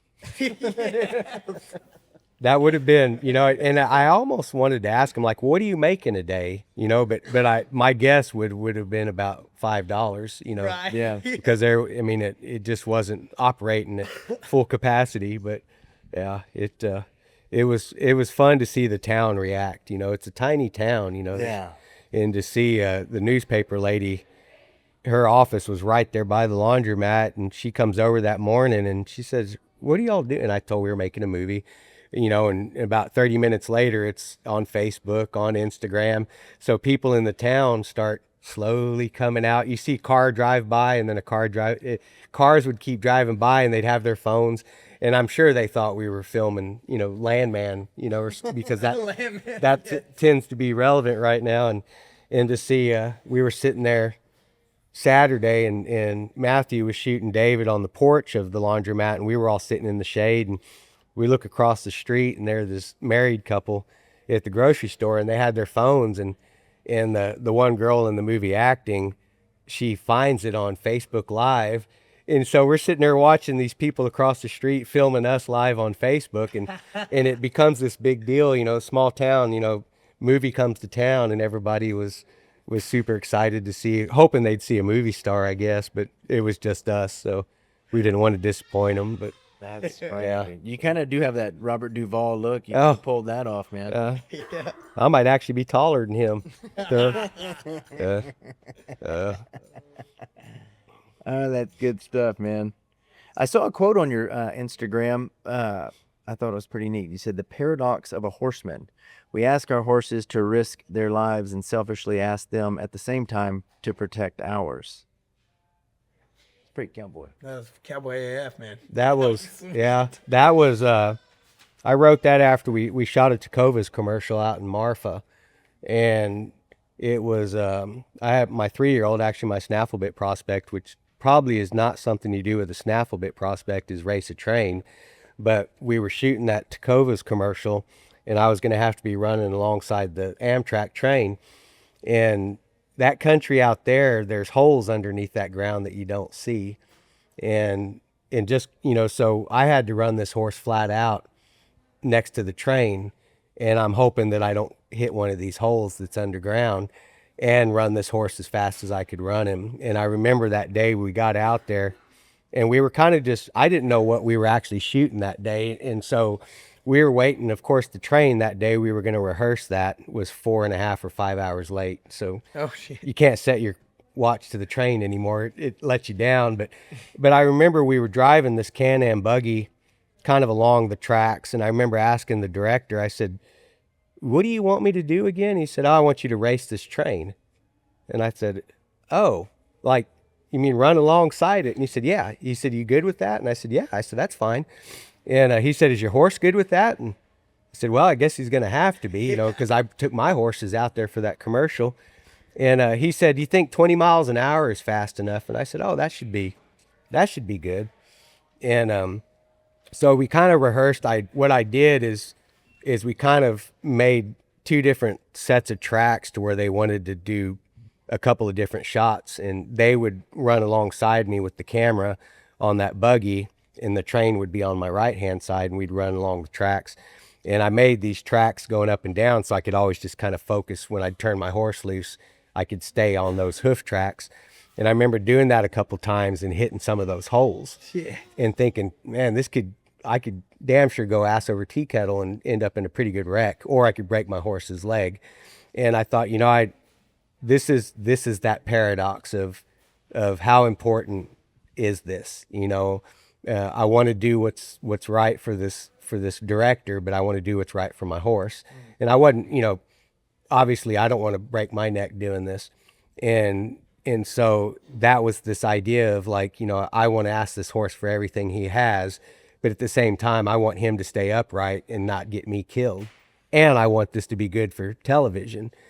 So there's this selfishness, but there's, it's that vanity, and if anyone says they don't have it, I think they're full of shit. Because it's and at the time I didn't realize how big this commercial was going to be, how cool it turned out to be. But so we did a couple of rehearsal runs that afternoon, and then I remember we're like, okay, the train's going to be coming soon. This was on a Tuesday, and we're all sitting there kind of just talking, and all of a sudden we could hear that train coming, and thought, oh shit, here we go. We got to get this. This was going to be a rehearsal run, but if the footage is good enough, we're going to use this for the commercial. And I remember I ended up outrunning that Can-Am buggy 40 miles an hour. No, that shit. Colt outran that damn thing, So he's got and we good didn't hit. defense. And so we got done with that, and I remember everybody was nervous. My girlfriend was like, "You're gonna get killed doing this. If that horse hits a hole, you're gonna break your neck. And luckily nothing happened. We got the shots that day, and I remember being really proud of that horse and thinking, this is a 3-year-old colt that I'm training for the snaffle bit, but we're out here just completely running off the rails. And he was good, because you'd say whoa to that colt and he'd stop dead in his tracks and just stand there. Cool. And so we had a day of shooting somewhere else, and then that Thursday we were going to get the most crucial footage of shooting with that train, and we had to do a couple of different shots running. And I remember we did that final shot, and I ran about 800 yards with that train hauling ass, and I pull up at the end, and I remember we got done, and when we had been running with that train, I went right over a hole about that big. And you think running that fast that you wouldn't notice those holes, but he could have easily stuck his foot right in that hole, and somehow we didn't. And I remember walking back to where everybody was. I walked back, I went to one cameraman, then went to the other to see if they got the shots, and then I just walked as slowly on my horse as I could back to everybody, because I actually was like in tears, because I was like, this could have been, I said, I was so proud of that horse for not getting me killed and not stepping in a hole, but also letting me run him off, not that he ran off, but to run that horse next to that train at 40 miles an hour so somebody could get a good camera shot of him, that was, and I remember thinking, like, the things we ask our horses to do, and it doesn't always seem that big, but in the end, there is that paradox of being a horseman. So and we do it all for glory. I mean, in the end, if it's winning the fraternity, either in the cutting horse world or on the polo field, in the end, it's for glory with the horse, which I think there's a lot to be said for that anyway. Not everybody can do it, so that. I guess the most shocking part of that is that it wasn't a Letty's commercial. That it was a tech. No, that we talk. I've got a lot of. I was actually just Letty's a minute ago, talking to Mark, but I got a lot of flack for it not being Letty's, and but that's the good thing about Letty's is it's not, they understand, what we all have to do, and I'm a diehard Letty's boot man, and Tecovas knows that too, and it wasn't about, I've told people about that Tecovas commercial. It wasn't about selling a Tecovas boot. It wasn't about saying cowboys wear Tecovas boots. It was this whole idea of, once again, it went back to the whole idea of Laundromat Texas, is that we all come together in the West. And the way Tecovas did that commercial, it had nothing to do with being a cowboy. It had this idea of all these different lifestyles coming together in the West. And they're doing a really good job of promoting that image, not just a cowboy or a oil man or anything like that. It was just a really cool commercial to be a part. First time I've ever done it, and it was another one of those, how much better can it get when your first experience is that good? So, and working with a really cool director, Scott Ballou was amazing to work with, and so that was my first really big, even though it was for a commercial, to see a cast and crew of like 25 or 30 people, for a 30-second commercial, and it was fun, getting to run wide open next to a train was a lot of fun. So on one of my own horses, and then we had another horse that we used in the commercial that we let a 10-year-old boy race the train on, and he actually he'd shown the week before at Eastern, at the there in West Monroe, and he had gone from the cutting pen never being run outside with a 10-year-old boy on. Oh, wow. And that little kid, it was Chris Malloy's son, Cooper Malloy, and he rode that horse like he owned him. And I was a nervous wreck because same thing, you know, I bet. I'm not on that horse. We've got a little, you know, a kid on this horse who's never been on the horse. This horse has never had a kid on him. And so I go 800 yards up that pasture, hoping that horse runs to me just out of instinct. And that little boy rode that horse like he owned him. And to see him galloping that horse as fast as he could and then saying, whoa, and that horse stopped. And I messed up the first take because I was so nervous that I went ahead to get to meet him early because I didn't want that horse running off with him. And he was like, I've got it. Okay. Goes back to the starting line and runs that horse again wide open in that commercial. And to see that and to see that horse take care of that kid, it's that same thing. You know, you got to trust these horses. You know, if you don't trust your horses, you might as well throw in the towel. And to trust that horse and his dad to trust us to let his boy ride that horse that was pretty dang cool too. So, but yeah, That's cool. yeah. What about the leather work? What started that? I started building leggings about 17 or 18 years ago, and I had this idea for a pair of chaps that I wanted, and nobody built them, and I thought, man, it can't be that hard to do. And I bought a pair on eBay that kind of looked like what I wanted, and I thought, well, the easiest thing to do is take them apart, figure out how this guy built them, and then start from scratch. And so I was living down in Kingsville at the time, and so I started just cutting patterns out of paper, and I'd build a pair of leggings, I'd wear them, and if whatever didn't work on them, I'd say, okay, well, I need to fix this and this. And so I'd wear them for like a week, get them dirty, and I'd sell them on eBay because there were people buying like used cowboy stuff, you know. So I'd build another pair and then another pair, and then I just kept doing that and building them for myself. But I'd always build them a little bit bigger because no one could fit into what I wore. So if I built them a little bit bigger, there was more of a customer base that would buy them used. And so I just kept doing that. And then I'd farm pairs out, you know, I'd build them and give them away and tell people, like, tell me what you like or don't like about them. And then I never would take custom orders because I didn't have the confidence that I could build something that somebody they'd fit. You know, it's important that they fit right. Totally. You know, and it's like a pair of boots, you know, if they don't fit right, you're never going to wear them. And I never thought anything. I just did it as a hobby, you know, just something to keep my mind busy, and in the evenings, you know, something to do. And I'd sell a pair for $300 and thought, man, I'm doing good, you know, sell a pair a month for $300. And then I had people start reaching out wanting me to build them a pair. And I thought, well, it's a good way to supplement my income. And so I started taking it more seriously, but never wanted it to be a business. Anytime it becomes a business, it takes the fun out of it. And so I would take a few orders, but I was still just building stuff for myself, you know, and I'd build a pair and sell them on Facebook or Instagram, you know. I'd just build them a random size and somebody'd buy them. And then I started getting bored with it. You know, I'd just building the same thing over and over. And I was like, I should start getting a little more artistic with it, you know, do something off the wall. And so I'd start drawing on paper, just different inlays or overlays, cutouts, and I'd draw them kind of to the dimensions of a pair of a bottom of a pair of leggings, and doing simple designs. And people were like, man, those are cool, you know, build me a pair like that. And so I'd build them. And then I got kind of bored with doing that and went back to just building cowboy leggings for people, and started getting more orders.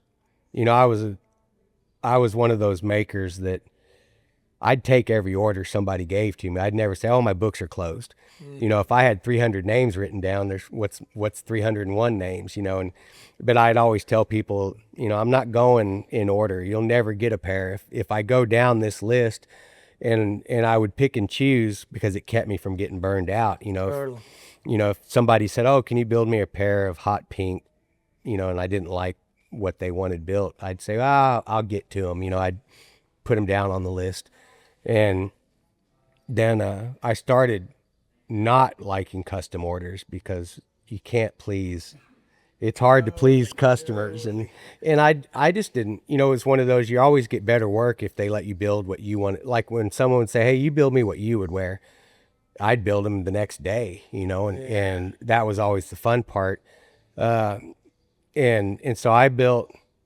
I mean, I think in the last 17 years, I've built almost 700 pair of leggings. Now, where they all are, you know, you never know where they end up. Yeah. And trade it around and stuff like that. And I started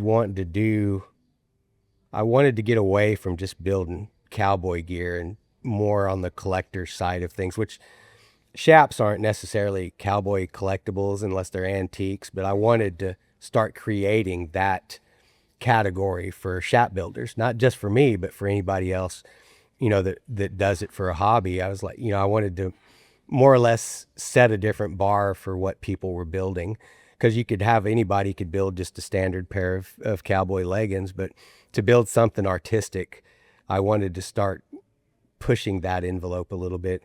And I wasn't trying to outdo anybody. I just wanted to do something different and hope that other people would do it too. I didn't want to be the only guy out there doing it. And a couple years ago, Michael Teskey reached out and said, "Hey, start building whatever you want to build, and we're going to hang it in the store." And he said, "I want to line that whole north wall with your stuff." And I thought, man, that's a lot of work, you know. But they basically said, "You build what you want to build. We want it. We don't care what it is." And Michael would give me a couple ideas of stuff that he wanted, and Bryce would say, "Hey, why don't you do this?" And they just let me have creative freedom to do that. And that really, I mean, it wasn't good for my customers because I completely stepped away from building for my customers and started just building for Teskey's, because it's not that they wouldn't sell them, you know, it's just that I was doing what was good for me, you know, on that artistic side, and for doing something more creative. And Teskey's would buy them, and then they'd hang them up and sell them, you know, and it got to be really neat because people would go to Teskey's looking for what was mine hanging up on the wall, and they'd post them to social media, or they'd buy them and they'd say, "Hey, I bought that pair of leggings," you know, and they'd post pictures with them. And so it became a little bit of its own thing, you know, which I really enjoyed doing. And it allowed another one of those creative avenues to continue, you know, and to keep me from getting bored, because I can get bored really fast. So That's so cool. I feel like anybody that's bit with like that artistic bug, I think of songwriters. Terry Allen's one. absolutely. He's gonna do painting or like some type of a craft. Guy Clark's another one. Yeah. What is it when you work on guitars? Lutheran Yeah. works on guitars. Yeah. Wow. Yeah, it's like serial creatives, you know. It's like I mentioned, Scott Ballou, the director that did the Tecovas commercial. The guy can write songs continuously. It's like, how can someone sit down and write this many original songs and that are that good, you know? And it's, you know, and Terry Allen is probably my biggest inspiration. I've said that before about, he was one of my biggest inspirations behind writing movie concepts because of his Juarez album, you know, and his artwork and his music obviously is, you know, it's amazing. And then after reading Truckload of Art, you know, it just kind of sealed all of, you know, it made me realize that, yeah, we are fortunate to be able to be this creative or to do all of these things, you know, and so, yeah, it's a matter of, you know, just to keep creating. And so it as simple as it sounds, you know, Teskey's has allowed me to continue creating. It's just with my leather work. And that's been a lot of fun, you know? And I mean, it honestly, you know, when I've built some leggings that were inspired by short stories, you know, of mine. And so then it turned into, you know, I built 2 pair of leggings that were based on 2 female characters in short stories. And from there, Ryan Looper, who's a bit and spur builder, ended up building a spade bit for a cowboy gear show in Elko based on those two characters that were based on those two pair of leggings. And so it inspired another creative person who's Ryan is super talented at his silver work to build a bit for a bit and spur show. And then he ended up winning third place with that bit in the spur. And I ended up with the bit after that. So that's cool. So there's so much of that, especially in the Western world, in the cowboy world, in the horse world, that we just have to recognize it. I That's think so it's neat. cool, man. Yeah. So, You got anything else, buddy? No, just listening to that, it seems like everything you do in life is about creating, whether it's the writing or the champs or the your brand or horse training. Like, to me, that's just so cool, inspirational, and and then how you do it all, I don't know, because I'm can't get it. real. I mean, if I had a barn full of horses, I damn sure wouldn't get it all done.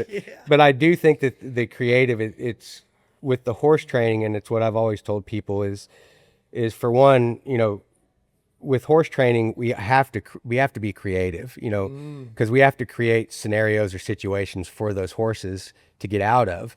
And it's our job to teach them to get out, to show them how to get out of those situations. Obviously, when we put them on a cow, you're not going to always predict what that cow does. But on the polo field, I really had to learn it because you could get into such tight situations on the polo field. But I do think that you have to be creative with training horses, because we have to create these scenarios of what we want that horse to do next. And we have to set them up for that, matter if we're going left or right, or doing a lead change or going down the fence or whatever it is. We're always having to think of that situation or that scenario. And then obviously the horse is your biggest creation, so so I do think it all goes hand in hand. There's a lot of horsemen out there that are super creative. They might not just always express it. So but Very cool. yeah. That's cool, man. What do you think about rolling into some rapid fires? Okay. Before we do that, though, what's next for you, man? You just mentioned a whole bunch of things. What do you have coming up? We're horse showing. I've got I'm going to do a couple of the Ranch Horse Association shows, and then there's a South Texas Rain Cow Horse show up in June in San Angelo, which is nice to have one in your hometown. Pre-Futurity in August. There's a show in Lubbock, and then starting to work on on this feature length script for our next.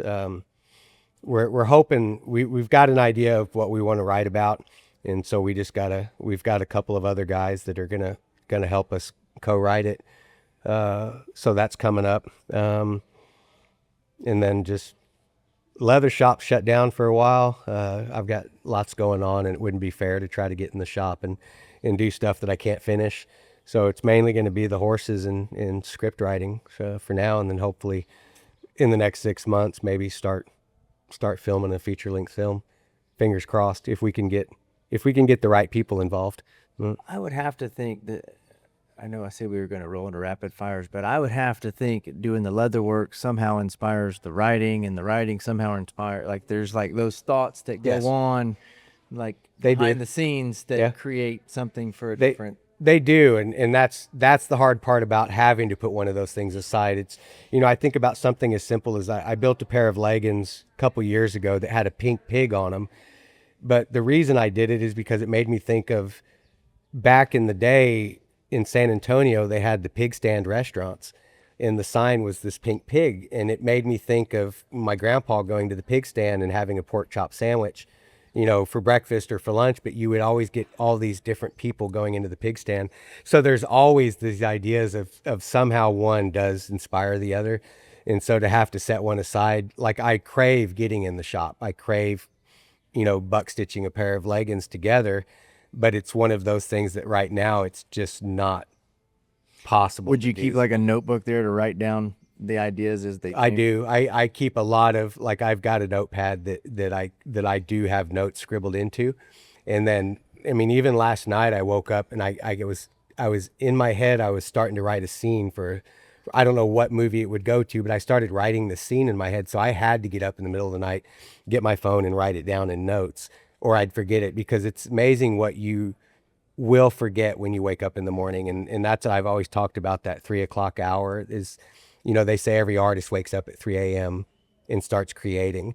It's been more times than I can say that I've woken up at 3 o'clock and had to write something, because you think you'll remember it, and you wake up in the morning and you're like, shit, what is that and all day long. Never remember it. No. And you'll brainstorm all day long trying to remember what it was. And it might be days later, something will like spark that memory, and then you have to write it down immediately, or you'll forget it. But yeah, you're right. Everything, all of that stuff feeds each other. So it does inspire. One does inspire the other. So, but sadly I can't always put them all in the barn. So, yeah. Right on, man. Mhm. Well, we'll roll into some rapid fires. Feel free to answer them as slow or as fast as you want. I'm just going to rock them out at you. What is your favorite Western movie? Probably Rancho Deluxe. Rancho Deluxe. Yeah. Ever seen it? Uh-uh. It's Thomas McGuane, and it's Jeff Bridges and Sam Waterston, and Jimmy Buffett did the soundtrack, and it's based in the Crazies in Montana, and they're basically just two no goods that rustle cattle. It's a check it out. It's a good, it's a Western in a sense that it's done in Montana and they have horses, but that's probably my most favorite Western, other than HUD would be my second. Paul Newman, Larry McMurtry, Horseman Passed By was the book, but HUD would probably be my second, but definitely Rancho Deluxe. So, I could say Lonesome Dove, but everybody says Lonesome Dove. So, Did Larry McMurtry write HUD after Lonesome Dove? That HUD was his first novel, Really? which became his first movie. The novel was Horseman Passed By, and then they adapted it as HUD, the screenplay, which was Paul Newman. But that was his very first novel, so it was long before Lonesome Dove. It was in the 70s, if I remember right, late 60s. Gosh, you're gonna catch me lying on that, but it was his first novel. Right on. Yeah. What is a book that you either gift most to other people or reread most? The War of Art, Stephen Pressfield. Stephen Pressfield. Yep. I think that book is that book sums up so much for creatives. Mm-hmm. It was gifted to me, and I've gifted that book to a lot of artists, and I actually have given it to a couple people that said it was too intense, that they couldn't finish reading it because it was so intense. But just because there's so much information, so much usable information. But I'm real big on muses, and I love the way that he talks about the muses and how to recognize your muses. So Stephen Pressfield is an awesome guy, man. I had him on the podcast a few years ago, and I started writing a book. When would that have been? Like a year and a half ago. Mm. And so I reach out to Steve and just to see if he'll jump on a call to answer some questions. He invites me out to his place in Malibu. I get to spend the day with him. Fucking unreal. Yeah. She went with me, and just a class act all the way around. I love the way I listened to the podcast he did. If I remember right, it was the one with Rick Rubin, and he's just so matter of fact. He's so like frank, when he talks, and I just like that mentality. And but The War of Art that's a book. I think about, like, I'll read it and I'll go through with an orange highlighter. And then when I read it again, I go through with a different highlighter, because I'll see stuff either I've evolved in a thought or it's something that maybe I missed before. But yeah, that's definitely the one book. That and The Creative Act. I've given The Creative Act away quite a bit, which is a easy read. But that's Rick Rubin's book. Rick Rubin. Mm-hmm. Yeah.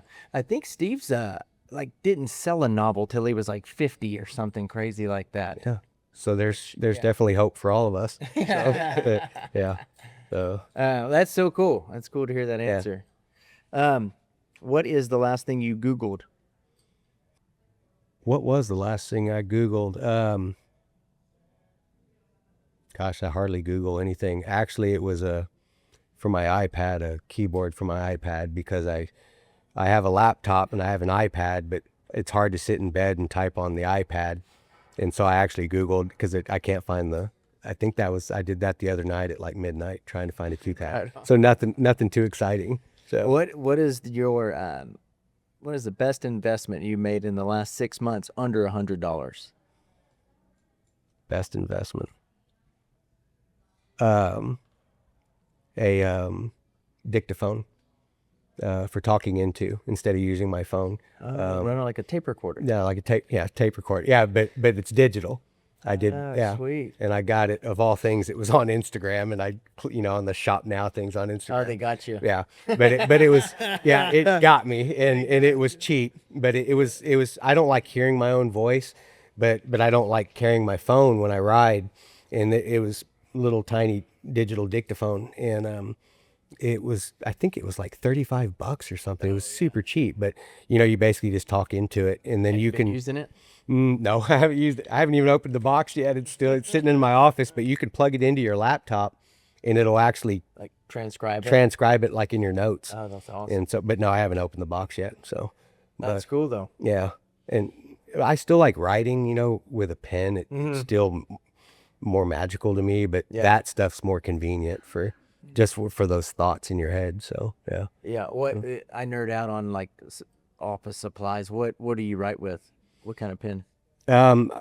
Any pen. I think the pen I have right now is a 4/6 pen from the horse sale. Oh, really? Yeah, every time I go to the horse sale, you grab a handful of pens. Yeah. It's, What about like? Are you particular about like your journal or your notebook? No, I just get those memo books. The ones like the black and white speckled memo books. I just buy those. Wide rule or color? Wide rule, because I have my handwriting's kind of big and sloppy, but and I write. I mean, my handwriting goes from being neat to really, really sloppy by the bottom of the page. But yeah, it's that wide rule. So Right on. yeah, What was your favorite cartoon growing up? I guess Tom and Jerry. So great. Yeah, I didn't.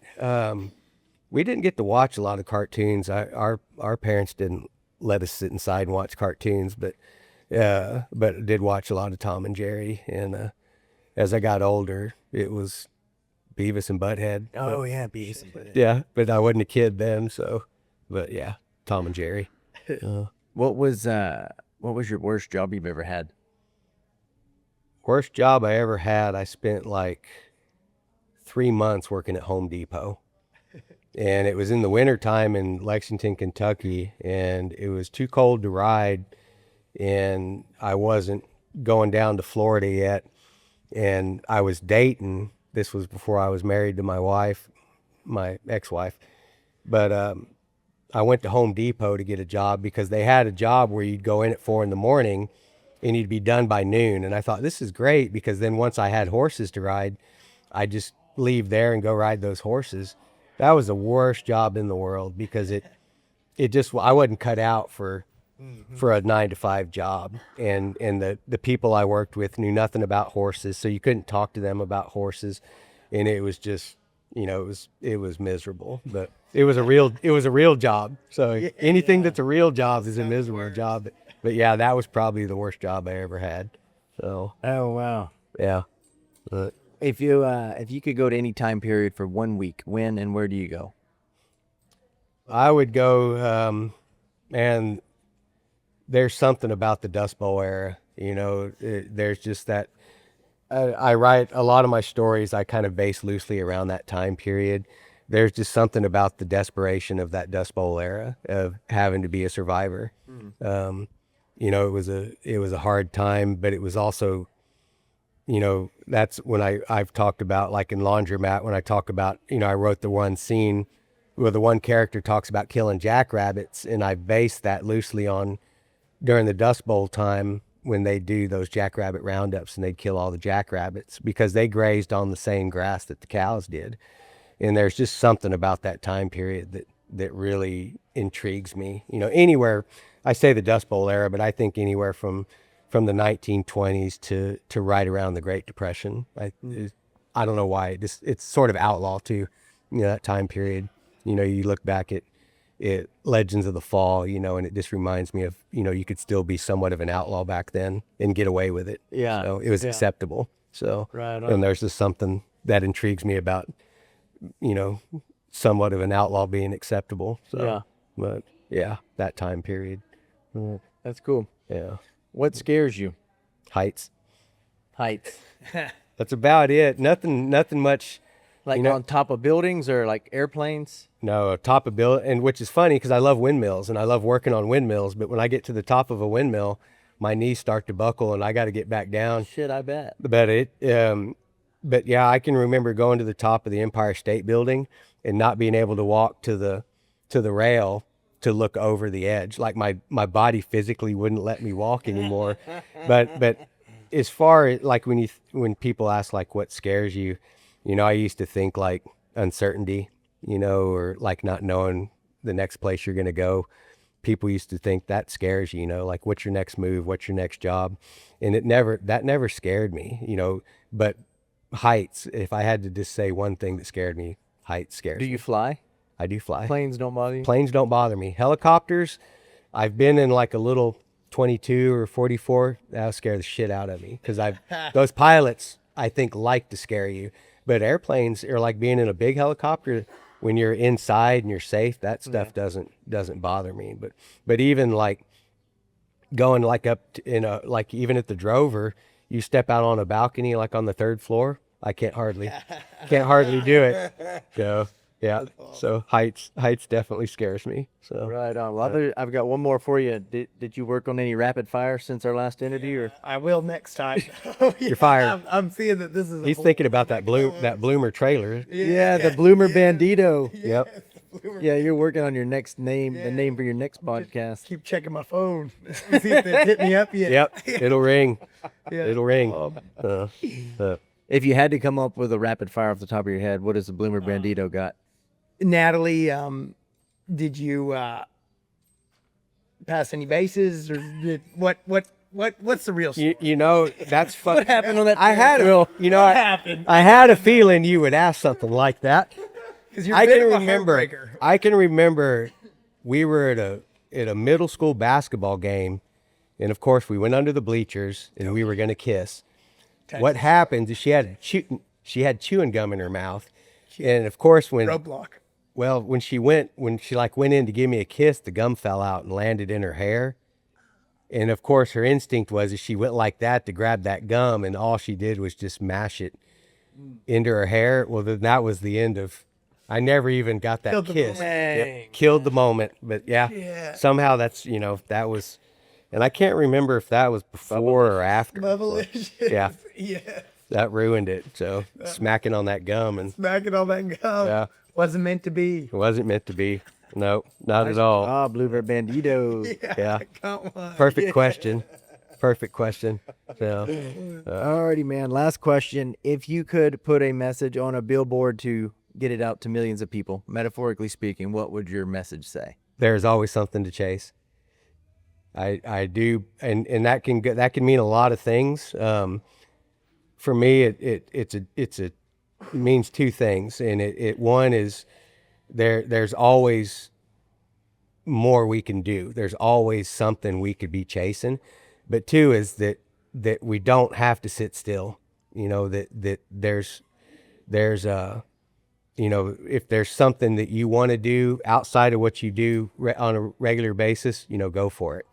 Mm-hmm. And I do think that there's always things to chase. There's dreams, or however you want to word it. It could be a dream, a passion, but there's always those things to chase. But in the end, that there's no reason to sit still. There's always things that you can do for yourself or for others. It doesn't always have to be something you want to do, but if it's a matter of helping someone else accomplish something, then there's always something to chase, you know, and I do, and that's something I've always believed, and I think that came from riding colts. You know, I can remember back in the day, I was riding some 2-year-olds in Wyoming, and there was this old pronghorn antelope. He was old, this thing, and he never really left his little area, and it's highly illegal to chase antelope. You know, they're a native species in Wyoming, you know, but this old pronghorn was always in the same area, and I'd go out on those colts and I'd trot through these pastures, and one day I was like, man, I bet I could chase that old thing, you know, and I looked around. Of course, nobody's around. They're not going to see me do it. And I had a rope, and I thought, no, I better not rope him, because if I rope him and he takes off with my rope, you know. But I remember I started to trot after that old antelope, and he like started to kind of run like they do, and he stumbled and fell down. And I felt really bad. I was like, man, this poor old thing. I can't believe I just did that. And then I looked around, and there's obviously more antelope over here. And I was like, well, there's always something to. So I just went after those antelope and left that poor old guy alone, because I felt really bad because he just stumbled and fell over. But that was, I can remember thinking back then, it was like, with your colts, there's always something, you create those situations, so and for me, it was always chasing something, and because I could go fast. And so it sort of evolved. And that was, when I started the podcast, I was like, naturally, this is what I want it to be, is just encourage people that there's always something to chase, however you look at it, however you think about it. So Yeah. that would be my billboard, Always something to chase. Yeah. I love it, man. Yeah. Well, Gerry, thank you very much for your time, my friend. Yeah, thank y'all. It's Yeah. been a pleasure. Time is our most valuable asset. So thank you for sharing it with me. I appreciate it. The thank Bloomer y'all. Bandito. Yeah. The listeners. It's been a pleasure. So it's been a lot of fun. Yes, sir. So, thank you. Yes, sir. And Bloomer Bandito. Yep. Thanks for another one, buddy. Thanks, boys.